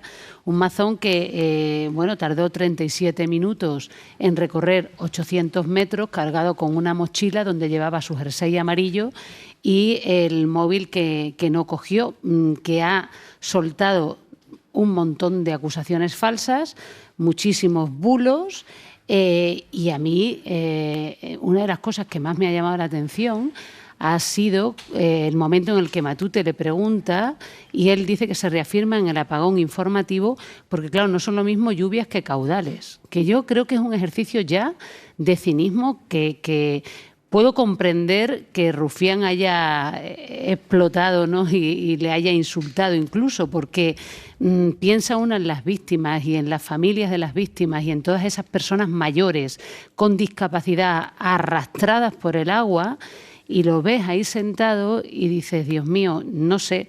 Es verdad, como le decía Rufián, ¿no? He conocido pocas personas como usted. Yo creo que eso es lo que piensa media España, ¿no? O sea, hay pocas personas que sean capaces de mantener esa posición tan hierática, no tan fría, Es que es incluso desconcertante. Y después el Partido Popular pues se le ha visto completamente secuestrado por Mazón, ansioso por encontrar un sustituto al que ya llaman Juanfran Mazón y en manos de Vox, ¿no? La crisis del Partido Popular es mayúscula, ya se vaya Feijóo a Extremadura a hiperventilar o ya se vaya a donde se quiera ir, ¿no? Mazón, la retirada de Mazón no les ha hecho especialmente ningún favor. Yo creo que las cosas siguen igual o peor, ¿no? Y las víctimas están también aún más dañadas, ¿no? Ha sido curioso ver cómo Mazón, en una misma comparecencia parlamentaria, ha sido capaz de reunir, de concentrar en su comparecencia todos los bulos esparcidos hasta ahora por la Generalitat Valenciana, muchísimos de ellos ya absolutamente superados, ya no solo por la realidad, también por los autos de la jueza. Él ha tenido la capacidad de concentrarlos todos en la comparecencia hoy en el Congreso. Miguel Ángel Campos. Mazón ha recopilado durante su comparecencia los bulos aireados el último año por su gobierno, que ya han sido superados por la instrucción de la jueza de Catarroja. Ha insistido en que la EMET falló en su pronóstico cuando lo clavó y también la ha acusado de afirmar que a las 18 horas finalizaba la alerta, cuando AEMET solo dijo que a las 6 de la tarde revisaría la situación, no que se alejara el peligro. Mazón ha insistido en culpar a la Confederación del Júcar de no informar sobre el barranco del Pollo, cuando el CECOPI tenía información real cada 5 minutos a través de la plataforma SAI. Mazón ha reiterado el bulo del apagón informativo e intentado repartir responsabilidades en el presidente de la Confederación y en la delegada del Gobierno, Pilar Bernabé, pero la jueza, con el respaldo unánime de los 6 magistrados de la Audiencia de Valencia, han desmontado en reiteradas ocasiones el mito. La Generalitat era la única responsable, tenía información más que sobrada y ha descartado la imputación de los representantes del Gobierno central. Carlos Mazón tampoco ha aclarado qué hizo entre las 7 y las 8 de la tarde del 29 de octubre, después de despedir a la periodista Vilaplana tras casi 4 horas en el Ventorro. Le han preguntado por qué no cogió el teléfono durante esa franja horaria, la más crítica de la catástrofe, a la consellera responsable, y ha manifestado que tal vez llevara el móvil en la mochila y no lo oyera. El móvil en la mochila, con el CECOPI reunido, con insistentes llamadas, estas sí contestadas por Mazón toda la tarde, y cuando ya había desplegado a la UME en Utiel. Ha declarado hoy ante el juez que la investiga la exmilitante del Partido Socialista, Leire Díez, que está imputada por sus reuniones en las que supuestamente iba ofreciendo mejoras laborales o beneficios jurídicos a quien le suministrara información comprometedora sobre altos cargos de la Fiscalía y de la Guardia Civil. En una de esas reuniones, el fiscal estampa la grabó y se escucha en esa grabación como Leire Díez se presentaba a sí misma como la mano derecha de Cerdán, que no sale en los papeles, o la persona que el PSOE había puesto ahí para solucionar todo esto. Hoy ella ha negado trabajar para el PSOE, pero ha reconocido haberse reunido 2 veces con el entonces secretario de organización del partido, Santos Cerdán. Dice que lo hizo en calidad de periodista, que esto es lo que nos ha venido repitiendo desde que estalló el escándalo, que ella es una simple periodista que solo quiere escribir libros de investigación y demás. Isabel Vega, buenas noches. Buenas noches, Aimar. Sí, una periodista de investigación que se dedicó a analizar las cloacas de Villarejo cuando fue cesada del puesto que ocupaba en Correos. Esa ha sido la explicación que ha dado Leire Díez en una jornada larga que arrancaba a mediodía con ella y Javier Pérez Dolcet, escuchando ante el juez los audios que grabó el fiscal Estampa. Ninguno de los dos reconoce las cintas, consideran que son nulas, así que no han respondido preguntas al respecto. Lo que sí han concretado, cada uno en su turno, es que se reunieron 2 veces con Santos Cerdán en Ferraz. Era abril de 2024 y Pedro Sánchez se tomaba 5 días de reflexión, pero el encuentro nada tenía que ver con el caso Begoña. Según informan en fuentes jurídicas, ambos han señalado que organizó los encuentros la periodista Patricia López y que en la primera reunión estuvo Antonio Hernando, entonces director adjunto del Gabinete de Presidencia. Fueron a entregar audios y documentos que apuntarían a maniobras del comisario Villarejo contra el PSOE, como habían hecho antes, según han declarado, con otros perjudicados. Según Leire Díez, no trabajaba para el PSOE y a Pedro Sánchez, de hecho, solo le había visto en los mítines. O sea que en una de esas reuniones en Ferraz entre el secretario de organización del PSOE y Leire Díez, unas reuniones que se produjeron durante ese periodo de reflexión de Pedro Sánchez, en una de esas reuniones estuvo Antonio Hernando, que en aquel momento era director adjunto del Gabinete de Presidencia del Gobierno. Vega. Sí, fuentes del entorno de Antonio Hernando confirman la reunión a la SER y precisan que acudió no por ser director adjunto del Gabinete de Presidencia, sino porque en 2016 fue el portavoz parlamentario del PSOE que impulsó en el Congreso una comisión de investigación sobre la denominada Policía Patriótica. Díez estaba ofreciendo información sobre maniobras de Villarejo y consideraron que él era la persona indicada. Esa reunión, precisan estas fuentes, duró media hora en la que Hernando no intervino. La documentación que entregaron Díez y Dolcet resultó no tener valor porque ya estaba todo judicializado y no volvería nunca, dicen estas fuentes, a reunirse con ella. Hoy un periodista de La Sexta le ha preguntado a Leire Díez si Pedro Sánchez estaba al tanto o no de lo que ella hacía, de esas reuniones, y esta ha sido su respuesta. ¿Y estaba él al tanto de sus actividades, de lo que hacía? No. Rotundamente, no. Palop y Simón, ¿a qué os suena todo esto que vamos conociendo acerca de las reuniones? Que tenían muchas reuniones, otra cosa no, es España concentrar en una persona, muchas reuniones a todas horas. Palop. No sé, yo estoy muy confusa porque podría ser un caso como el pequeño Nicolás, o sea, de repente una cosa medio cómica. No, es verdad que es que ella además, esto que ha dicho de, bueno, yo es que me presenté como de mano derecha de Cerdán, pero me estaba echando el pisto y en realidad no conozco. Entonces llega un momento en el que tiene también esa imagen medio grotesca, que una ya no sabe qué pensar, tampoco sabe una si es una manipuladora cínica, si es una fanática sanchista o si verdaderamente... Yo estoy bastante confusa. El juicio parece que va a ser largo, hay un montón de acusaciones populares y bueno, lo único que me ha llamado la atención de lo que he estado viendo a lo largo del día de hoy es lo de la nulidad de las grabaciones, ¿no? Que no se le ha admitido, pero es cierto que son grabaciones privadas. Ella pide que se anulen como prueba las grabaciones. Sí, es lo único que me ha sonado que podía ser serio, ¿no? Ver si verdaderamente esas grabaciones podrían ser o no anuladas porque son privadas, sin autorización judicial, y es verdad que no se parece deducir de ahí una actividad delictiva de la grabación. Palop, la justicia dirá, pero hay que hacer esfuerzos para creerse la teoría de la pequeña Nicolasa y que el secretario de organización del principal partido del gobierno le reciba 2 veces durante ese periodo de reflexión de Pedro Sánchez y la reciba después de que se destapara todo el pastel en el momento de su dimisión. Claro, es que, para ser una pequeña Nicolasa, ostras tú. Es que algo que ayudaría mucho a que hubiera menos incertidumbre y menos desconcierto sería que el PSOE diera alguna explicación un poquito más desarrollada sobre cuál era el papel, porque no la ha dado. Es decir, a efectos prácticos, esta es la militante de la que usted me habla. Es alguien que en el momento en el que dejó de ser militante ya salió de la ecuación y, por lo tanto, ¿qué vínculo tenía exactamente con el secretario de organización? ¿Por qué se reunía? ¿Había más gente? Es decir, el Partido Socialista, ¿por qué no se persona? Si en teoría es una pequeña Nicolás, es decir, alguien que actúa por libre, ¿por qué no se persona también en la acusación? Debería personarse en varios, y no lo hace. Procesos. Es decir, por lo tanto, al final uno llega a la conclusión de que aquí hay muchos más elementos, al menos de sospecha, de los que tenemos encima de la mesa. Y desde luego, si esto era algún tipo de estrategia para tratar de efectivamente desacreditar a un fiscal o para buscar que se anularan pruebas que tuvieran que ver contra el Partido Socialista, pues todavía es peor, casi, si me permites, porque además de ser una acción de enorme gravedad, es enormemente cutre, ¿no? Es decir, estamos hablando de que era un poco grotesco, ¿no? Claro, entonces uno ya no sabe bien qué pensar.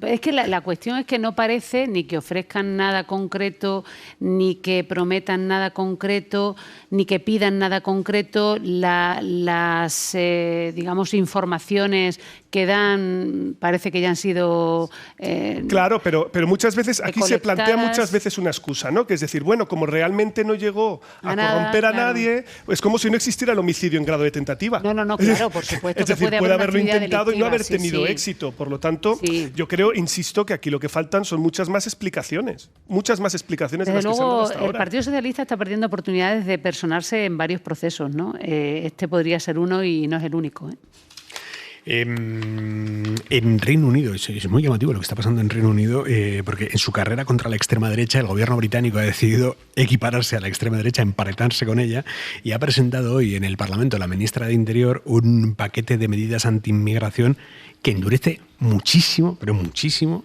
hasta un punto radical, endurece los requisitos para obtener la residencia en el país e incluye, entre otras cosas, la posibilidad de que el gobierno les confisque a los solicitantes de asilo cualquier cosa de valor que lleven para financiar su estancia en esos alojamientos temporales a la espera de la respuesta de su solicitud de asilo. Es profundamente grave esto, confiscar cosas a los migrantes, bienes de valor, como los... La película de la zona de interés, ¿no? Sí, totalmente. Es espeluznante. Esto está empezando a levantar ampollas incluso entre los diputados laboristas. Corresponsal en Londres, Lucas Font. El gobierno laborista asegura que no requisará objetos que tengan un valor sentimental para los solicitantes de asilo, pero ha evitado especificar qué criterios utilizará para determinarlo, algo que ha generado recelos entre algunos diputados de su propio partido, quienes han calificado de vergonzoso y distópico el plan del Ejecutivo, un plan que incluye la posibilidad de deportar a familias con hijos cuya solicitud de asilo haya sido rechazada y que revisará la interpretación de las leyes europeas de derechos humanos para limitar el derecho a la reagrupación familiar. Además, el estatus de refugiado será temporal y se revisará cada 30 meses, con la posibilidad de ser revocado si los países de origen dejan de ser un peligro, y no se podrá solicitar la residencia permanente hasta 20 años después de llegar al país. Unas medidas que, según la ministra del Interior, Shabana Mahmood, ayudarán a acabar con la polarización alentada por la derecha populista.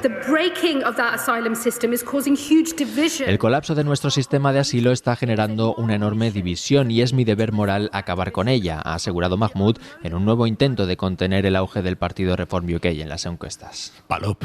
Bueno, yo estoy escandalizada. Estoy escandalizada, de verdad. Es que ha llegado a pedir que se reforme el Convenio Europeo de Derechos Humanos para delimitar el alcance de la descripción de la tortura y la persecución. Es decir, estamos hablando de una... ¿Tradúceme eso?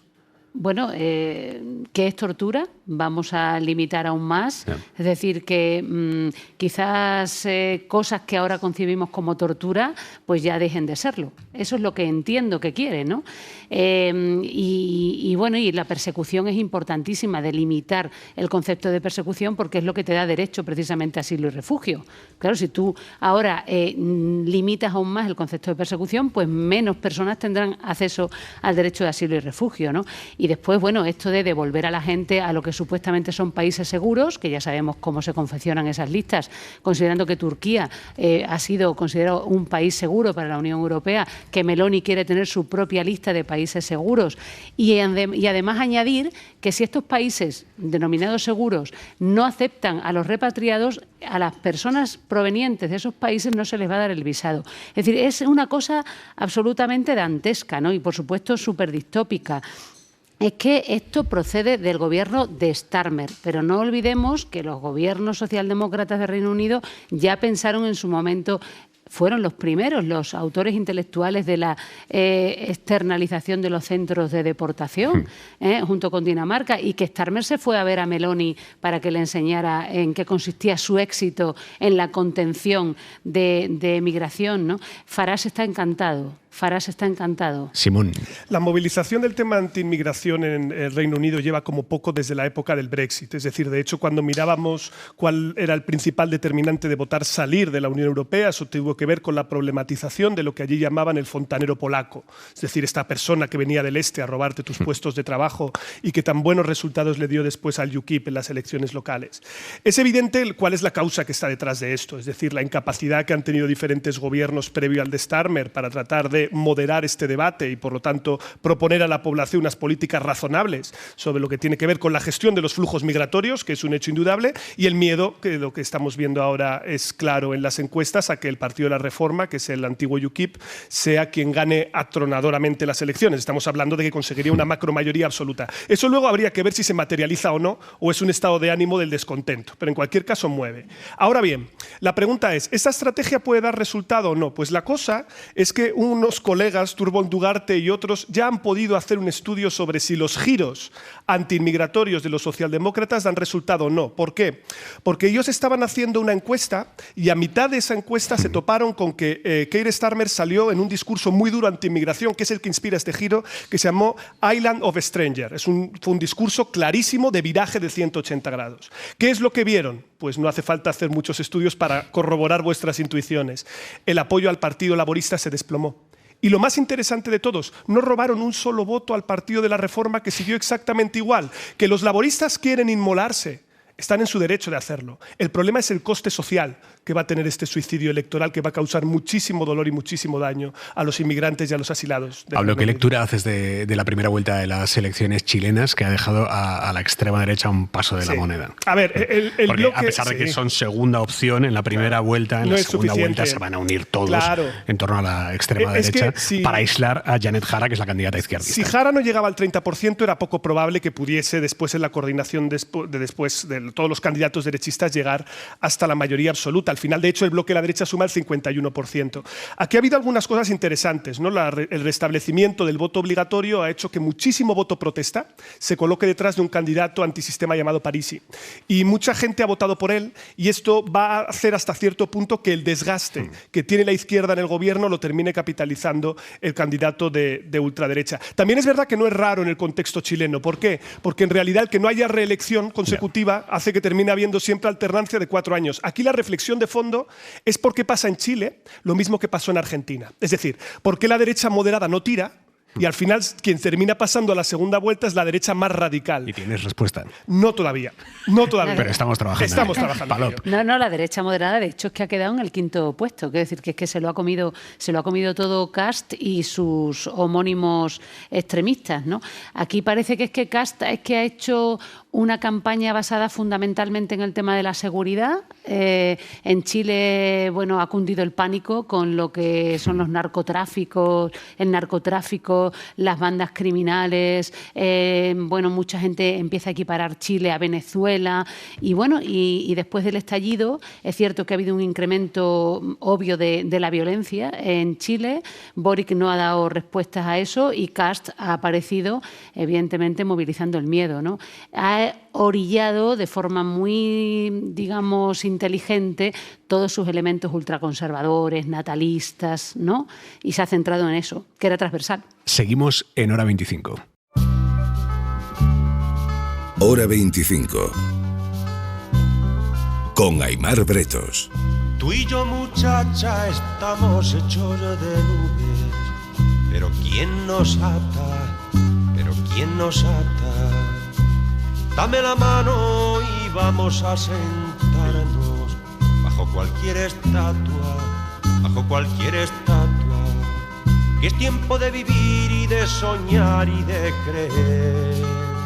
Que tiene que llover, tiene que llover, tiene que llover, que tiene que llover a cantarnos. Dentro de 3 días se cumplen 50 años de la muerte del dictador Francisco Franco, el 20 de noviembre del 75.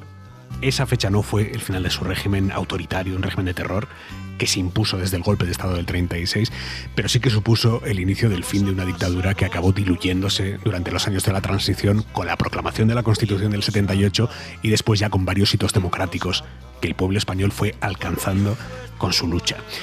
50 años después, España está todavía en proceso de resolver qué hace con este vestigio monumental de la ideología del franquismo en el que estamos esta noche, que es lo que antes conocíamos como el Valle de los Caídos, Cuelgamuros, el monumento que la dictadura construyó con el sudor y sobre todo con la sangre de muchos presos republicanos. Este mausoleo frío, monstruoso realmente. Esto fue inaugurado por Franco en el 59 para conmemorar su victoria en la Guerra Civil. En el propio monumento estaban enterrados él, el dictador, y el ideólogo del fascismo español, Primo de Rivera. En 2019 por fin se exhumó de aquí, se sacó de aquí el cuerpo de Franco, y en 2023 el de Primo de Rivera, que hoy ya permanecen, como tiene que ser, sin ningún tipo de honores en sus panteones familiares. Sin embargo, aquí donde estamos hoy, todavía quedan enterradas más de 33.000 víctimas de la Guerra Civil y la dictadura. 33.000 personas, no todas son víctimas de la Guerra Civil y de la dictadura. 12.000 están todavía por identificar. No hay ningún cartel o panel que explique nada al respecto. Esto puede acabar pronto. La semana pasada se eligió el proyecto definitivo que pretende resignificar este altavoz fosilizado de la propaganda del régimen, que es Cuelgamuros. Pero las grietas de la memoria siguen activas, siguen abiertas, y para intentar cerrarlas, desde enero de este año se vienen celebrando más de 400 actos, entre homenajes, mesas redondas, talleres, exposiciones, ciclos de cine, por los 50 años de España en libertad. que es como se llama el proyecto del Ministerio de Política Territorial y Memoria Democrática para recordar estos 50 años de la muerte del dictador. Y para coordinar todas esas actividades se nombró a una comisionada que está esta noche con nosotros aquí en Cuelgamuros. Carmina Gustrán, buenas noches. Hola, buenas noches. Gracias por acompañarnos, comisionada. Gracias por invitarnos. Usted es licenciada en Historia por la Universidad de Zaragoza, especializada en la historia contemporánea de España, gestora cultural. ¿Por qué? Hemos tenido un debate intenso hoy en el equipo sobre si la palabra es conmemorar los 50 años de la muerte de Franco o no. ¿Usted por qué cree que tenemos que pararnos esta semana a pensar, a recordar, a conmemorar, no sé si es la palabra, los 50 años de España sin Franco? Bueno, nosotros desde el comisionado nos gusta más hablar de esos 50 años de España en libertad, ¿no? de ese camino que la muerte de Franco posibilita. Es cierto que durante el tardofranquismo ya había muchísimos movimientos sociales que estaban ese antifranquismo, ¿no? Esa oposición a la dictadura, pero es la muerte de Franco la que realmente amplía un poco, ¿no? Los límites de lo posible, y es justamente ese espacio de posibilidad el que queremos celebrar y sobre todo dar a conocer, ¿no? Y sobre todo el papel que la gente de a pie, los movimientos vecinales, los movimientos obreros, estudiantiles, de mujeres, ecologistas, tuvieron que ver en todo ello, ¿no? Esa lucha, como decías antes, del pueblo en la calle sobre todo. Es espeluznante van a visitar este Cuelgamuros, la basílica por dentro, ver toda esa iconografía franquista, fascista, y que esto siga aquí a día de hoy. A mí me parece que es el ejemplo perfecto de lo que fue la dictadura, ¿no? Yo creo que nadie que no haya estado aquí, o al revés, ¿no? O sea, que cualquier persona que venga entenderá mucho mejor qué era el franquismo y qué imagen tenía de sí mismo y qué imagen quería vender.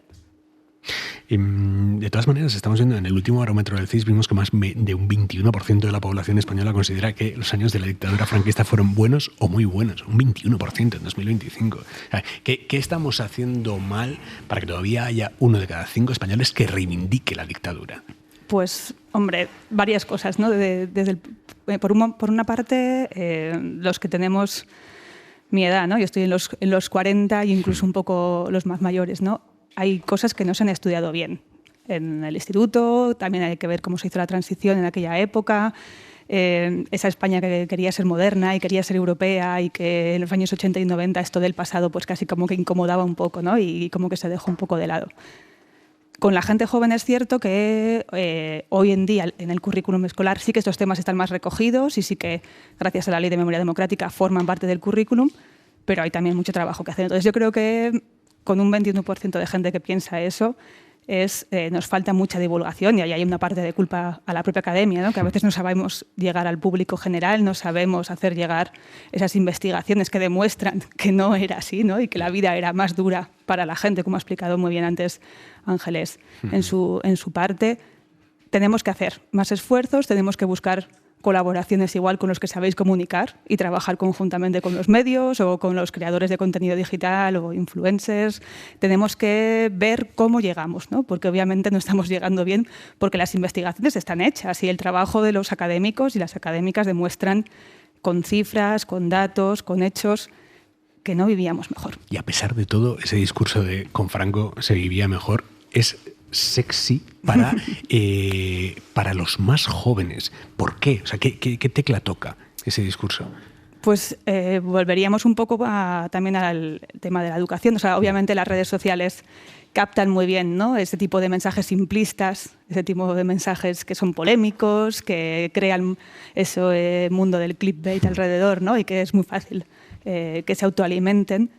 También la educación hay que seguir reforzándola, ¿no? Y tenemos unas consejerías de algunas comunidades autónomas, o tenemos comunidades autónomas en las que se deroga la Ley de Memoria Democrática y en las que se trabaja para que ese tipo de conocimiento sobre nuestro pasado reciente, que vendría a reforzar la democracia, pues no llegue al alumnado como debería. Y luego incluso también como ciudadanos, como padres y madres, también tenemos que preguntarnos, ¿hablamos de esto con nuestros hijos? ¿Qué conversaciones tenemos en casa? ¿Les estamos transmitiendo qué es la democracia y que no es algo que haya que dar por hecho? Trabajamos en el día a día como ciudadanos y ciudadanas para mejorarla, porque cada vez igual, yo no sé, o sea, formas parte del AMPA o del AFA de tu colegio, estás en una asociación de vecinos, te implicas en la vida de tu pueblo.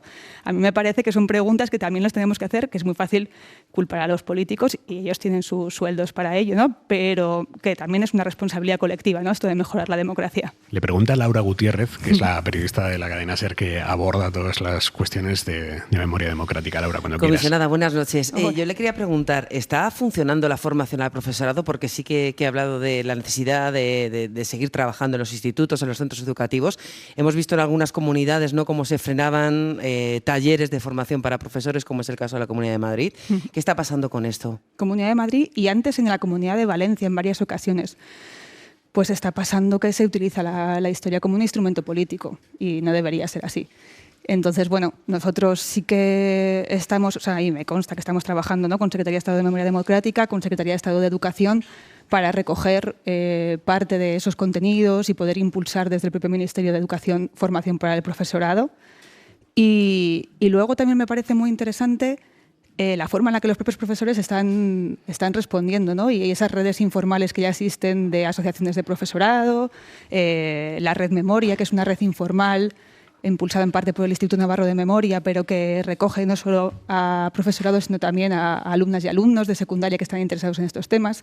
Yo creo que hay que trabajar también ya que no podemos llegar a todos los centros, o ya que hay comunidades que están trabajando en contra de esto, intentar darles herramientas para que, o sea, crear esos materiales o dar herramientas, crear esos espacios de encuentro para que la gente vea que existen esas posibilidades de formarse y que tenemos herramientas para su disposición. Si no recuerdo mal, ¿no?, la comisionada estaba trabajando también en la elaboración de un videojuego, ¿no?, para poder llegar con estos contenidos de memoria a los más jóvenes, a los chavales. ¿Cómo va a competir un videojuego de memoria con el Fortnite? ¿Cómo se hace esto? ¿Y en qué punto está ahora mismo ese videojuego? Bueno, sabemos que no vamos a competir con el Fortnite. Con Fortnite yo creo que no puede competir nadie, pero estamos ahora mismo en la fase de desarrollo de un videojuego modesto. No sé si se puede decir se llama Kill Democracy. Y se inspira en... Coño, sí que van fuertes, ¿eh? Sí. Kill Democracy. Se inspira en un videojuego que se creó durante la pandemia, que se llamaba Virus, y que te enseña cómo se expande el virus, que es un poco una forma de concienciarte del tipo de cosas que se pueden hacer para fomentar que eso no se extienda, ¿no? Pues esto es un poco lo mismo, ¿no? O sea, tú puedes elegir tu político corrupto o igual o sea, estamos ahí trabajando todavía un poco con el guión, ¿no? Pero tú podrás elegir qué tipo de figura va a corromper la democracia e intentar llegar lo máximo posible. Y entonces ahí tú te das cuenta de cuáles son los resortes para destruir esto desde abajo y cómo se contrarresta. Comisionada, esta relación tan extraña que tenemos en España con nuestra memoria, ¿esto es propio de España? ¿O por lo que usted ha estudiado, esto pasa en otros países de manera igual? Todos los países tienen sus fantasmas en los armarios, o sea, sus cadáveres en los armarios, ¿no? Sus fantasmas que acosan. No es un caso especial. Es cierto que aquí en España nos ha gustado mucho fustigarnos, ¿no?, y hablar de la excepcionalidad española, pero los problemas con la memoria han pasado en Francia. De hecho, el otro día nos reíamos un poco, ¿no?, porque hablábamos de la fiesta que hicieron para conmemorar los 80 años de la liberación de París, que estuvo muy bien, pero que ahí no se hablaba del colaboracionismo, por ejemplo, ¿no? Y ese es uno de esos grandes temas que han estado siempre. O cuando en Alemania es cierto que las políticas de memoria han sido mucho más decididas, pero aún así siguen teniendo una ultraderecha en alza, ¿no? Y entonces es un tema que es complejo, ¿no? Estamos viendo en Argentina ahora lo que está pasando, ¿no? Se acaba de cerrar la ESMA, que es complejo. ¿Qué responde a las críticas de quienes dicen que esta conmemoración, volvamos a utilizar el verbo que no es, la celebración. Sí, bueno, bien, que esto es una conmemoración de partido y no de país, que es algo que se hace por un interés estratégico, táctico del gobierno de España y de forma partidista? Pues yo les invitaría a venir a nuestros actos, a leer las cosas que publicamos, a ojear los materiales que estamos produciendo y algunos sectores incluso aceptar las invitaciones que les estamos haciendo llegar para que participen en ellos, ¿no? Porque las están declinando. Es más bien las están obviando. Sí. ¿Estamos hablando de quién? Estamos hablando, por ejemplo, del Ayuntamiento de Madrid, al que se le invitó formalmente al acto de incoación del expediente de declaración de lugar de memoria democrática a la zona de Entrevías el pasado 8 de noviembre, ¿no? Y es una celebración además muy impulsada desde las asociaciones del barrio.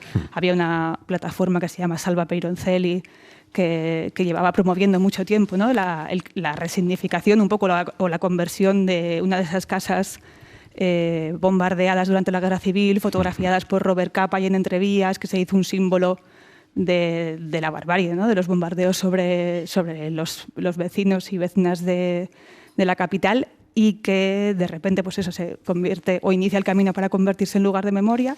Se hace una fiesta ciudadana, la verdad, estuvo muy bien, con su verbena, con su música en directo, con sus instituciones internacionales. Vino gente de Leipzig, vino gente de Nueva York, y el alcalde pues no respondió.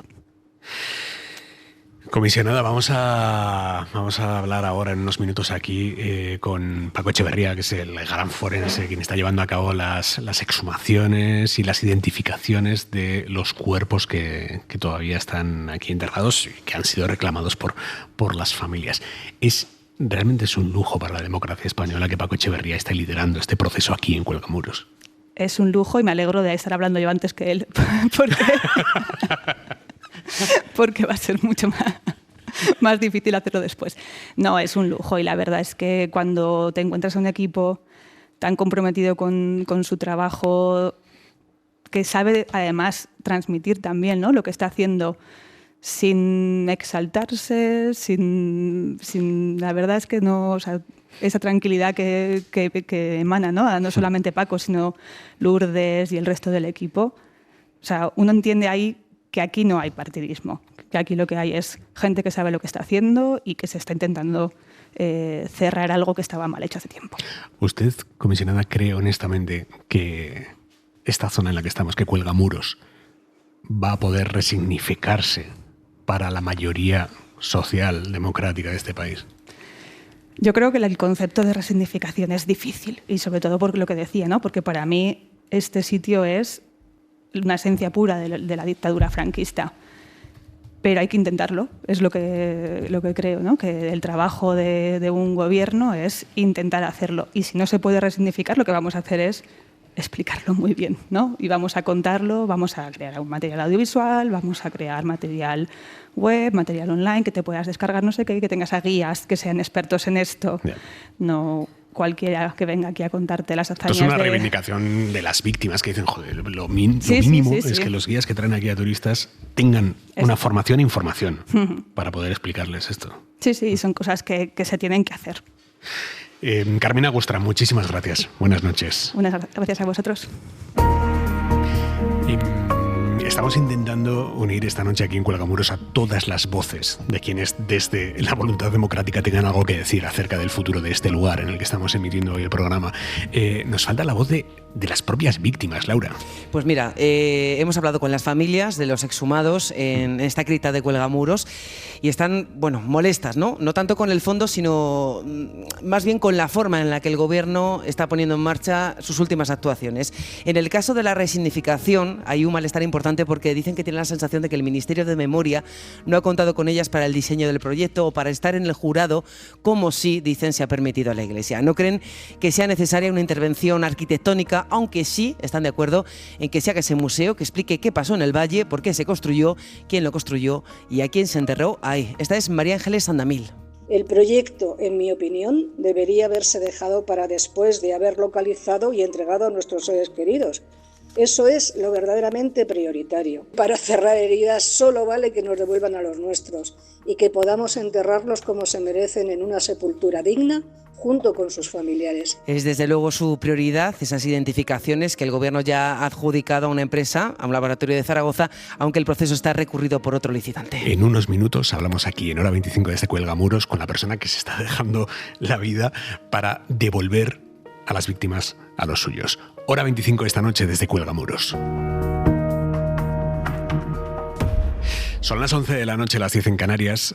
Estamos hoy en Cuelgamuros, emitiendo esta noche el programa aquí en Cuelgamuros. Una noche muy fría, muy fría. Muy fría y silenciosa. Impacta ver esta montaña tallada para glorificar al dictador. Los ecos del pasado que resuenan aquí, en este santuario del totalitarismo. Manuel Javois, buenas noches. Aimar, ¿cómo estás? Buenas noches. Es muy llamativo, Javois, esto que estamos hablando, el empeño de muchos por insistir en que esta conmemoración de los 50 años sin Franco es poco más o menos que un capricho, ¿no? Un mirar atrás por conveniencia política, no por convicción democrática. A ver, Javois, si los que piden no conmemorar, en el fondo lo que quieren es olvidar. Bueno, si se olvida algo, se repite o tiende a repetirse, ¿no? Esta frase ya está dicha. La historia que se olvida está condenada a repetirse. Hay mucha gente en España que estaría encantada de que se repita.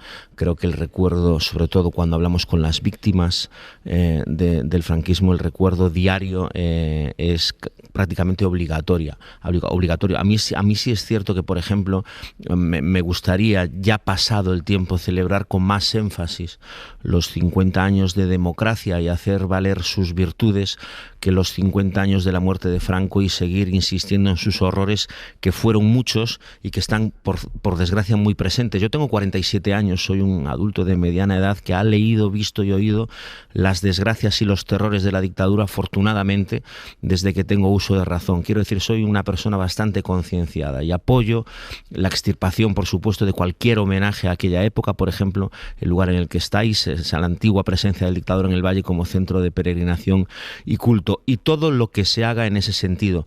Y quizá 50 años después debamos hacernos también una pregunta. Si hay una sobredosis de Franco por cualquier razón o con cualquier excusa, ¿está calando para que los jóvenes se pongan en contra? ¿Se están concienciando como nosotros nos concienciamos antes?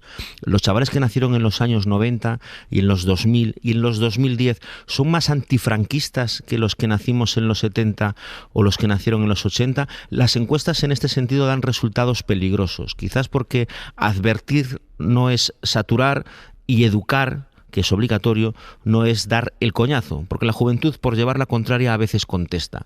Y me parece a mí que más valioso que recordar o denostar a Franco, aunque sea para insultarlo, es hacer, por ejemplo, políticas deliberadamente democráticas, políticas que separen aquella época de la época en la que estamos, políticas de vivienda accesible, políticas que garanticen sueldos dignos, políticas que garanticen entre los jóvenes oportunidades laborales y protección de sus derechos, políticas que devuelvan la confianza en las instituciones, porque la mejor manera de enterrar el recuerdo de Franco es evitar que cualquier hombre o cualquier mujer desesperada recurra a él sin haber vivido su dictadura militar, porque ha dejado de creer en los políticos y le vale cualquier cosa que vaya contra el sistema, aunque sea la propia destrucción de su libertad y la destrucción de sus derechos.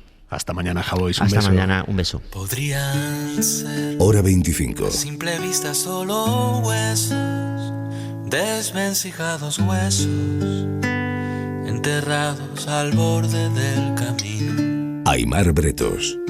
Abandonados huesos, no acariciados huesos de un dolor no amortajado, pero no son a simple vista solo huesos, desvencijados huesos. En el calcio del hueso hay una historia,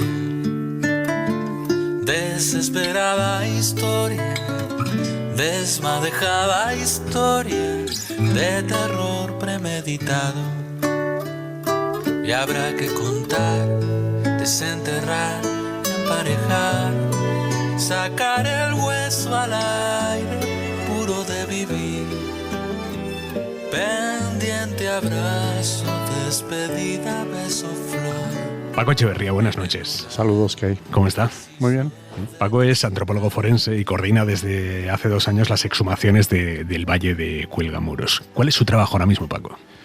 Bueno, llevamos 2 años y la tarea consiste en coordinar a equipos que son historiadores, por ejemplo, que trabajan en los lugares donde se acumula la documentación, los archivos, y a genetistas que también están en su laboratorio.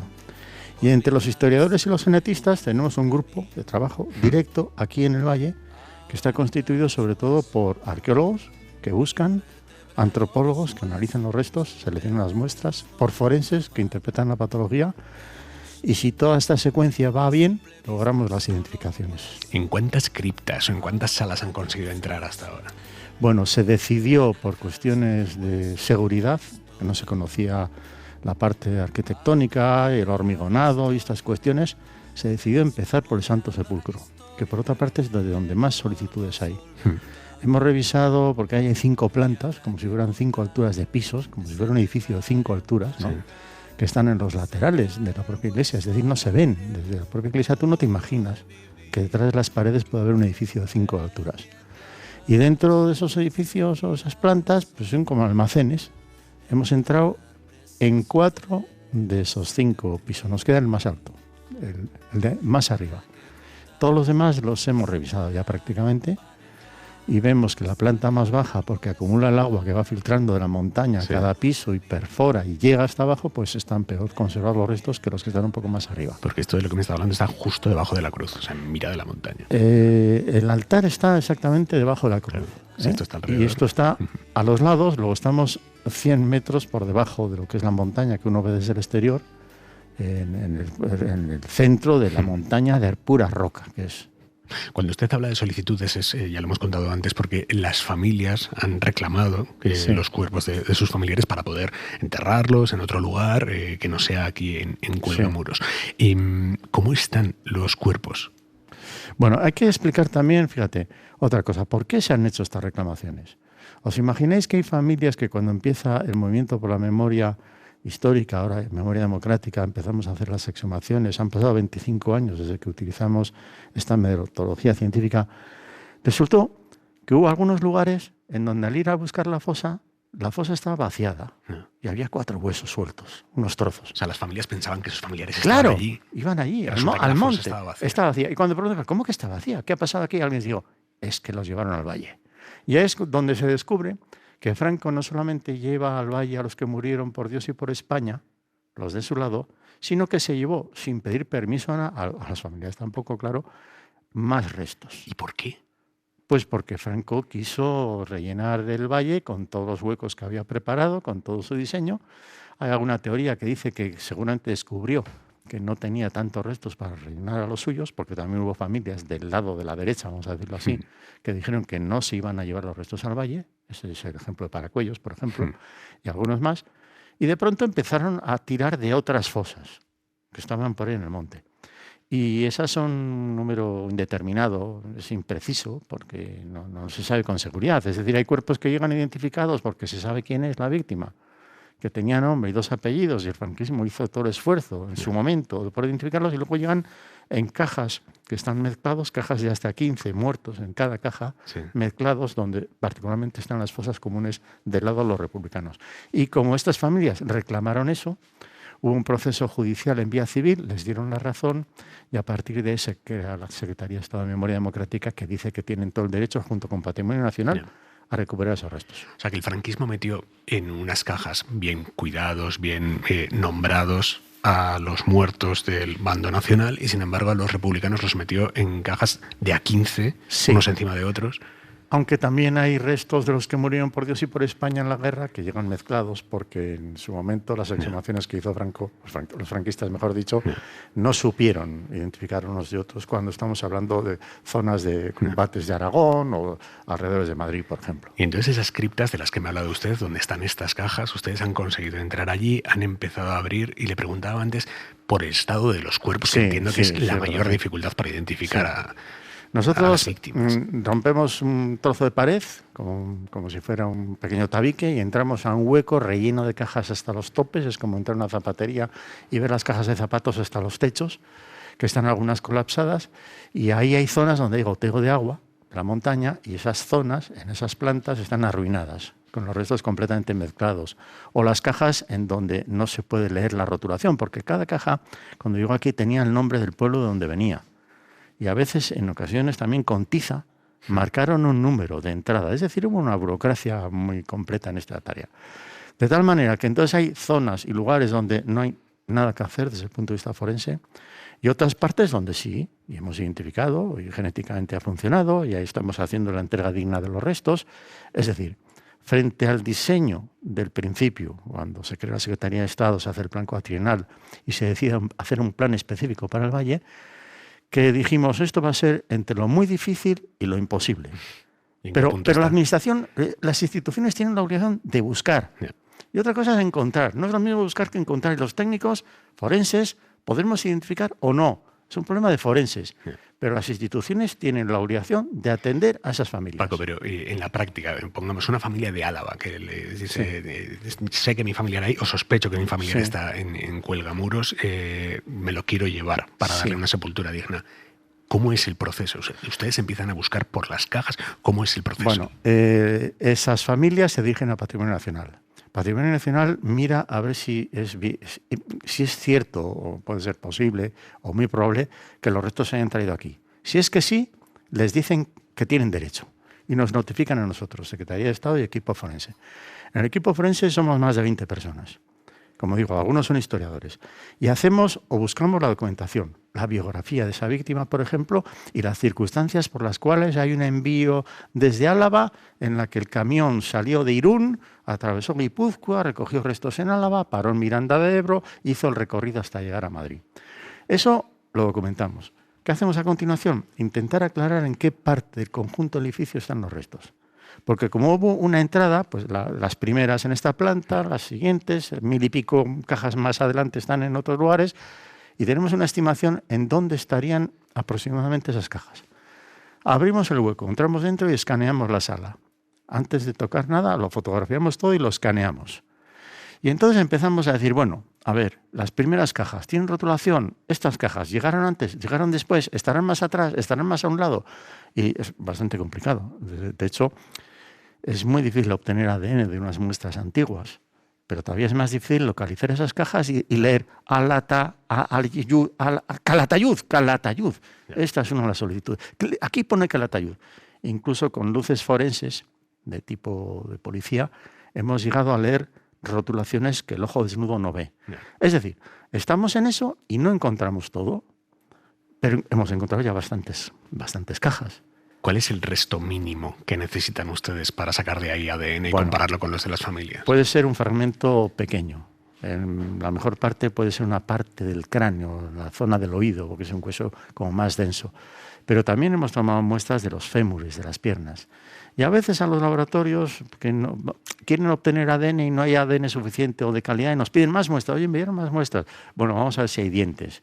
Como hay cajas que están todo mezclado, pues entonces no es tan fácil, y los cráneos rotos por los disparos, no es tan fácil reconstruir, aunque hemos reconstruido cráneos con trozos de una caja y de otra caja. Esa es una tarea de antropólogos, ¿no?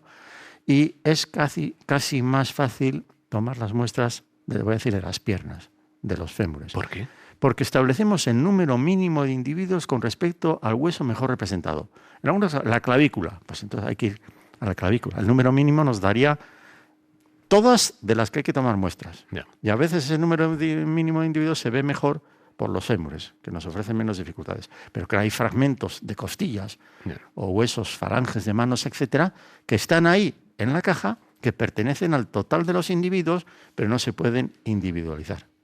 Paco, sin ánimo en absoluto de caer en el morbo y con una curiosidad honesta, ¿cómo garantizan ustedes que le entregan a una familia lo que solo es de ese familiar y no lo de presos que estaban en esa misma caja? Porque me ha dicho que hay hasta 15 cuerpos en una caja. Sí, bueno, cuando sacamos los restos, calculamos el número mínimo de individuo y tratamos de emparejar. Este fémur derecho empareja con este fémur izquierdo. A este fémur izquierdo le corresponde esta tibia. Y ahora dices, ¿y podemos ponerle a las costillas que le tocan? No, no podemos. De tal manera que lo que estamos entregando con seguridad es el hueso del que se ha obtenido la muestra para ADN. Y hasta el momento, ha habido algunos casos que eran individuales, y entonces el esqueleto está completo, ¿no? Claro. Pero ha habido ocasiones en las que hemos dicho, mira, esta caja, esta y esta representan realmente a una persona con nombre y estos apellidos. Y ahora vienen las otras cajas en donde hay una mezcla. Esto pasa aquí, ha pasado en Chile y sigue pasando en Bosnia. Es decir, ese problema es universal. No se puede hacer el ADN a todos los trozos de hueso que están ahí. Pero sí garantizas que es verdad lo que te dicen los historiadores, lo que pensaban las familias. Efectivamente, esa persona está representada por ese hueso, pero la clave no está en entregar el hueso. La clave está en el informe pericial. Lo más importante es el informe. ¿Por qué? Porque el informe, por primera vez, ven los familiares el nombre y los 2 apellidos del abuelo. Con 100 páginas de redacción hecha con criterios siglo XXI y la mano de una serie de profesionales donde dicen lo que ya sabían, pero puesto por escrito. Entonces, la clave es que las instituciones reconocen que eso ocurrió. Es la primera vez en 80 años. ¿Cómo se gestionan las expectativas de las familias? Que no siempre se pueden colmar. Claro, efectivamente, ese es un problema. Nosotros somos gente de laboratorio, nos ponemos una bata, todo es aséptico, el ADN, la magia del ADN y demás. Pero esta dimensión humana nos atrapa también. Por eso en los equipos tenemos a psicólogos. Y cuando vamos a hacer la entrega digna de los restos, nos acompañan unos psicólogos que hablan con los familiares, que se ponen a su disposición. Seguramente, no creando falsas expectativas, no vamos a satisfacer todo lo que estamos haciendo. Pero hay una frase desde hace muchos años, dicha por los familiares. Cada vez que identificamos a uno, dicen, todos son mi padre. Este representa también a los demás, a los que nunca encontraremos. Será por esa la razón por lo que han pasado ya en estos 2 años 250 personas, familiares, de los que estaban haciendo las solicitudes, que han visto de cerca, que han llorado frente a las cajas, el desorden y el horror que representan, ¿no? Y que se han fijado en que la tarea es muy difícil y que estamos haciendo lo posible. Yo, claro, como estoy en la Secretaría de Estado y soy asesor, tendría que decir que el compromiso no es identificarlos, ¿de acuerdo? Pero es poner los medios humanos y los medios materiales que tenemos en este país para intentar localizarlos. Y si se les localiza e identifica, se entregan. Pero la entrega es una caja emocional y simbólica, la caja que queda en las manos de un hijo. Hace unos 15 días entregamos una caja. Estaba el hijo, no el bisnieto, el hijo ahí delante, y a continuación el informe. Y el informe se hacen copias para los primos, para los sobrinos, para los otros primos que viven más lejos. Eso yo creo que hay que explicarlo porque es el reconocimiento institucional que aquí faltaba. Me ha hablado del momento en el que las familias se enfrentan al horror de las cajas. Y usted, que lleva toda la vida enfrentándose a ese horror, identificando a fallecidos, ¿a usted le sigue estremeciendo? Bueno, te conmueve. Tú tienes que ser en la vida objetivo e imparcial. Cualquiera, tú también, como periodista, objetivo e imparcial. Ahora, ¿podemos ser neutrales? Esta es una duda que tengo yo. Yo creo que si se vulneran derechos humanos, yo no debería ser neutral. Pero ¿qué es lo que pasa para que lo entienda todo el mundo? Los familiares lloran de alegría. Llorar de alegría es lo que pasa con los familiares cuando están ahí tan cercanos o cuando nos saludan a nosotros o nos felicitan. Nosotros no tenemos aquí ningún mérito, pero es que les comprendemos. Llorar de alegría y muchas veces decir lo siguiente: qué pena que esto no se haya podido hacer hace 10 años porque mi hermano mayor ha fallecido. Y ha perdido la oportunidad de ver este momento que para nuestra familia es un momento estelar. ¿Cómo es trabajar aquí en Cuelgamuros? Bueno, pues estamos entre las 9 de la mañana y las 8 de la tarde, porque tenemos que hacer las jornadas de manera intensiva, venimos de lejos, y bueno, pues no todo el equipo puede estar todo el tiempo, porque algunos pues están con otros compromisos, es gente de universidad o forenses, etcétera, y en todo caso nos sentimos comprendidos. Al principio no, al principio no. Cuando venimos al principio no se comprendía y tuvimos algunas curiosidades que nos aplicaron, desde alguna pintada y cosas parecidas, pero no es igual. Eso creo que lo hemos podido superar mediante la seriedad y la formalidad. Por cierto, además, que alguien nos acusó que estábamos alterando la paz de los muertos. No, nosotros tratamos con el mismo respeto, si somos profesionales de esto, con el mismo respeto a todos los restos que están ahí delante. ¿Cómo es la relación con los benedictinos? Ahora, buena. ¿Y antes?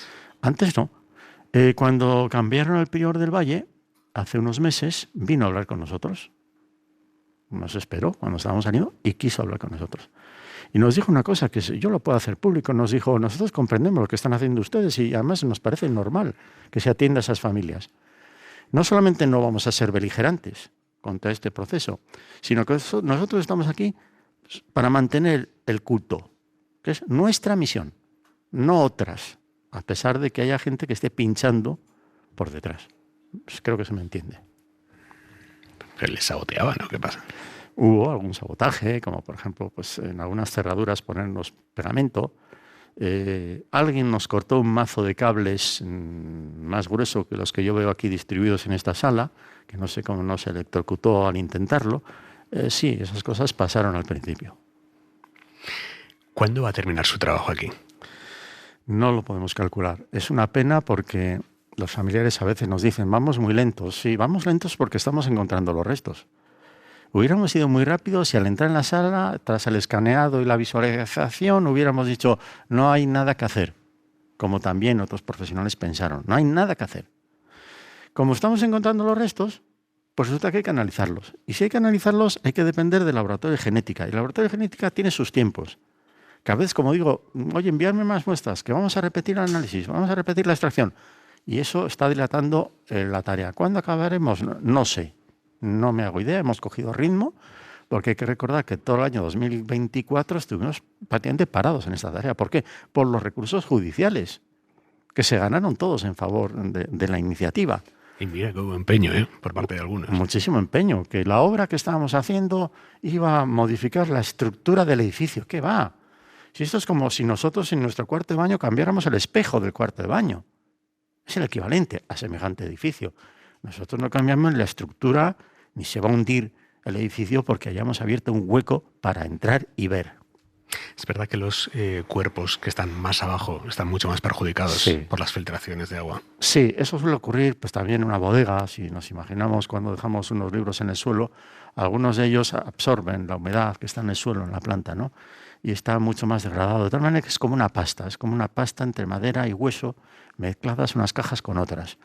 Pero las cajas que están un poco más elevadas, que han superado la filtración del agua, también se tienden a secar un poco mejor y por lo tanto, y eso lo tenemos ya verificado, están mejor conservadas. Es muy distinto el trabajo aquí, digamos, en un interior que en una fosa común. Bueno, es distinto. Fosas comunes las hay como esa de hace menos de un mes, donde en Zarza la Mayor, en Extremadura, encontramos los restos a 40 metros de profundidad en una mina. En una mina, aquello estaba hecho a conciencia para que no se encontrara. Echaron los 4 cuerpos y echaron 300 toneladas de roca encima. Que cuando se estaba haciendo la tarea, yo mismo pensaba, será una leyenda, aquí no van a estar. Pero los familiares decían que sí, que están en este lugar. Y era verdad lo que decían los familiares. Hasta que de pronto aparecen los restos. Ahora veremos si tienen ADN preservado, teniendo en cuenta el aplastamiento, las rocas y el agua, etcétera, ¿no? Es distinto. Cada fosa es diferente. Hay fosas que son sencillas. Hace nada también en los montes de Vizcaya encontramos 2 cuerpos que están someramente enterrados, mal enterrados, en una tarea que en 24 horas casi la finalizas. Otras, sin embargo, lo difícil es localizar la fosa. De hecho, de las fosas que se están buscando en ese plan cuatrienal que en la Secretaría de Estado, casi la mitad de ellas no se encuentran. Está por aquí, está por allá, no aparece. Y es el momento más desesperante para nosotros. Para mí, en lo personal, es angustioso no encontrar la fosa. Una vez que aparecen los restos, yo ya sé lo que hay que hacer. Sé cómo va a funcionar el resto. El equipo tiene el adiestramiento suficiente como para saber cada uno lo que le toca. El que pone en marcha el dron y hace las fotografías, o el que está tomando unas medidas como arqueólogo. Pero lo peor suele ser esos momentos de incertidumbre primeros. Las familias, las sociedades son la principal fuente de información a la hora de seguir encontrando cuerpos. Sí, en los pueblos... Esas generaciones que vivieron aquello se están muriendo. Claro, y esa fuente de información dentro de unos años ya no existe. Efectivamente. En los pueblos hay gente mayor que antes no lo hubiera dicho jamás, pero ha encontrado las condiciones, precisamente por el movimiento de la memoria histórica, la comprensión, la ley de memoria democrática, etcétera, han perdido ese miedo. Si para algo ha servido el movimiento de las asociaciones memorialistas, ha sido para hacernos ver a todos que precisamente esa era una cuestión que estaba pendiente. Yo me incluyo, ¿eh? Yo ignoraba que había muertos en las cunetas. Yo ignoraba que los asesinados estaban enterrados en lugares clandestinos. Yo no lo sabía. Yo pensaba que la gente que murió en aquel tiempo estaría en los cementerios. Nos han demostrado que eso no era así y por lo tanto ha servido para quitar el miedo a muchas personas mayores que han dicho, estáis mirando mal, es al otro lado del árbol, por favor. O como una exhumación que yo recuerdo en Burgos, donde llegó una señora muy mayor temblando, se acercó a la fosa y le dijeron, doña María, diga usted lo que sabe. Diga usted lo que sabe, porque todos en el pueblo saben que ella era protagonista de aquel tiempo y efectivamente lo dijo todo. Lo dijo todo, lo dijo incluso quienes asesinaron a aquellos vecinos.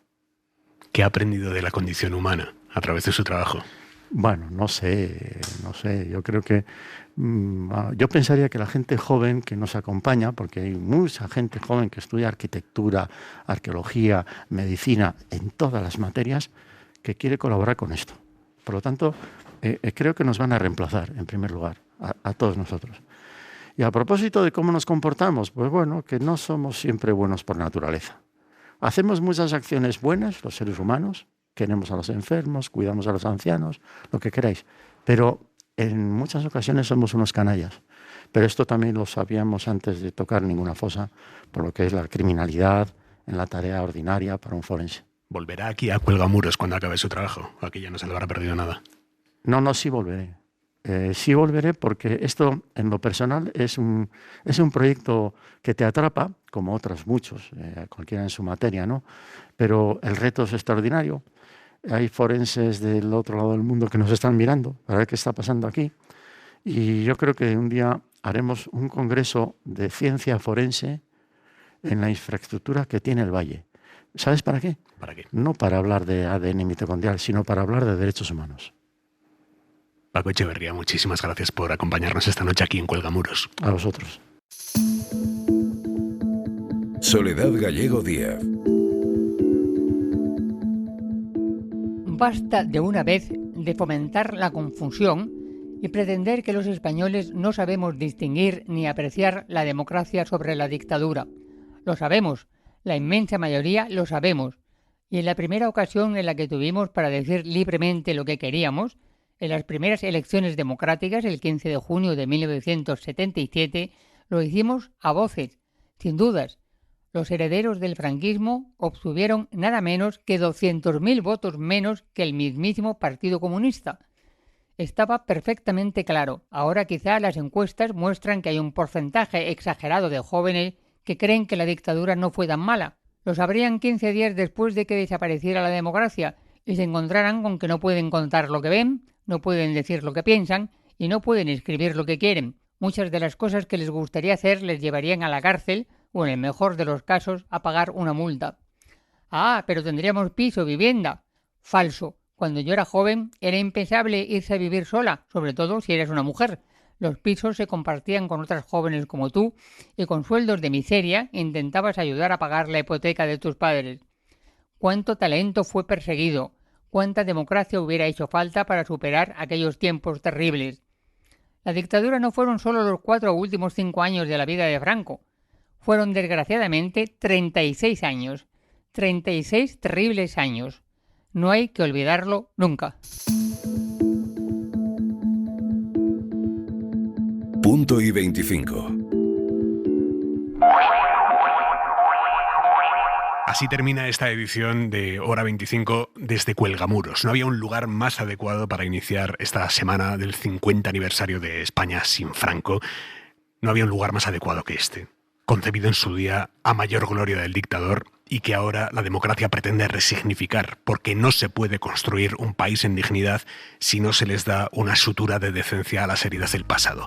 Y esta ha sido una gran cicatriz que entre todos debemos suturar a base de memoria y a base de respeto a la dignidad de las víctimas. Descansen y hasta mañana. Quiso Dios con su poder fundir 4 rayitos de sol y hacer con ellos una mujer.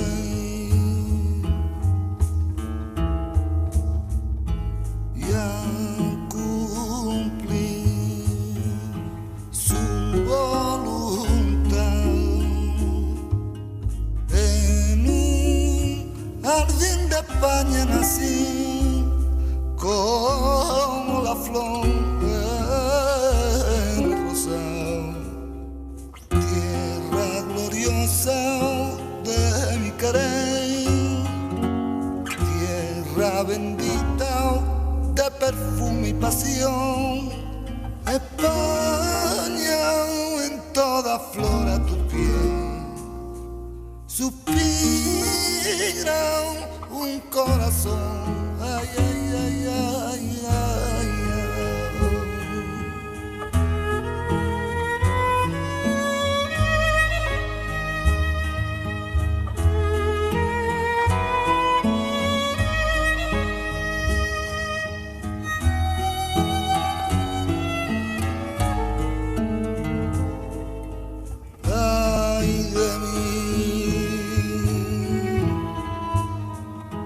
pena mortal, porque me acompaña de ti, porque me arranca de mi rosal.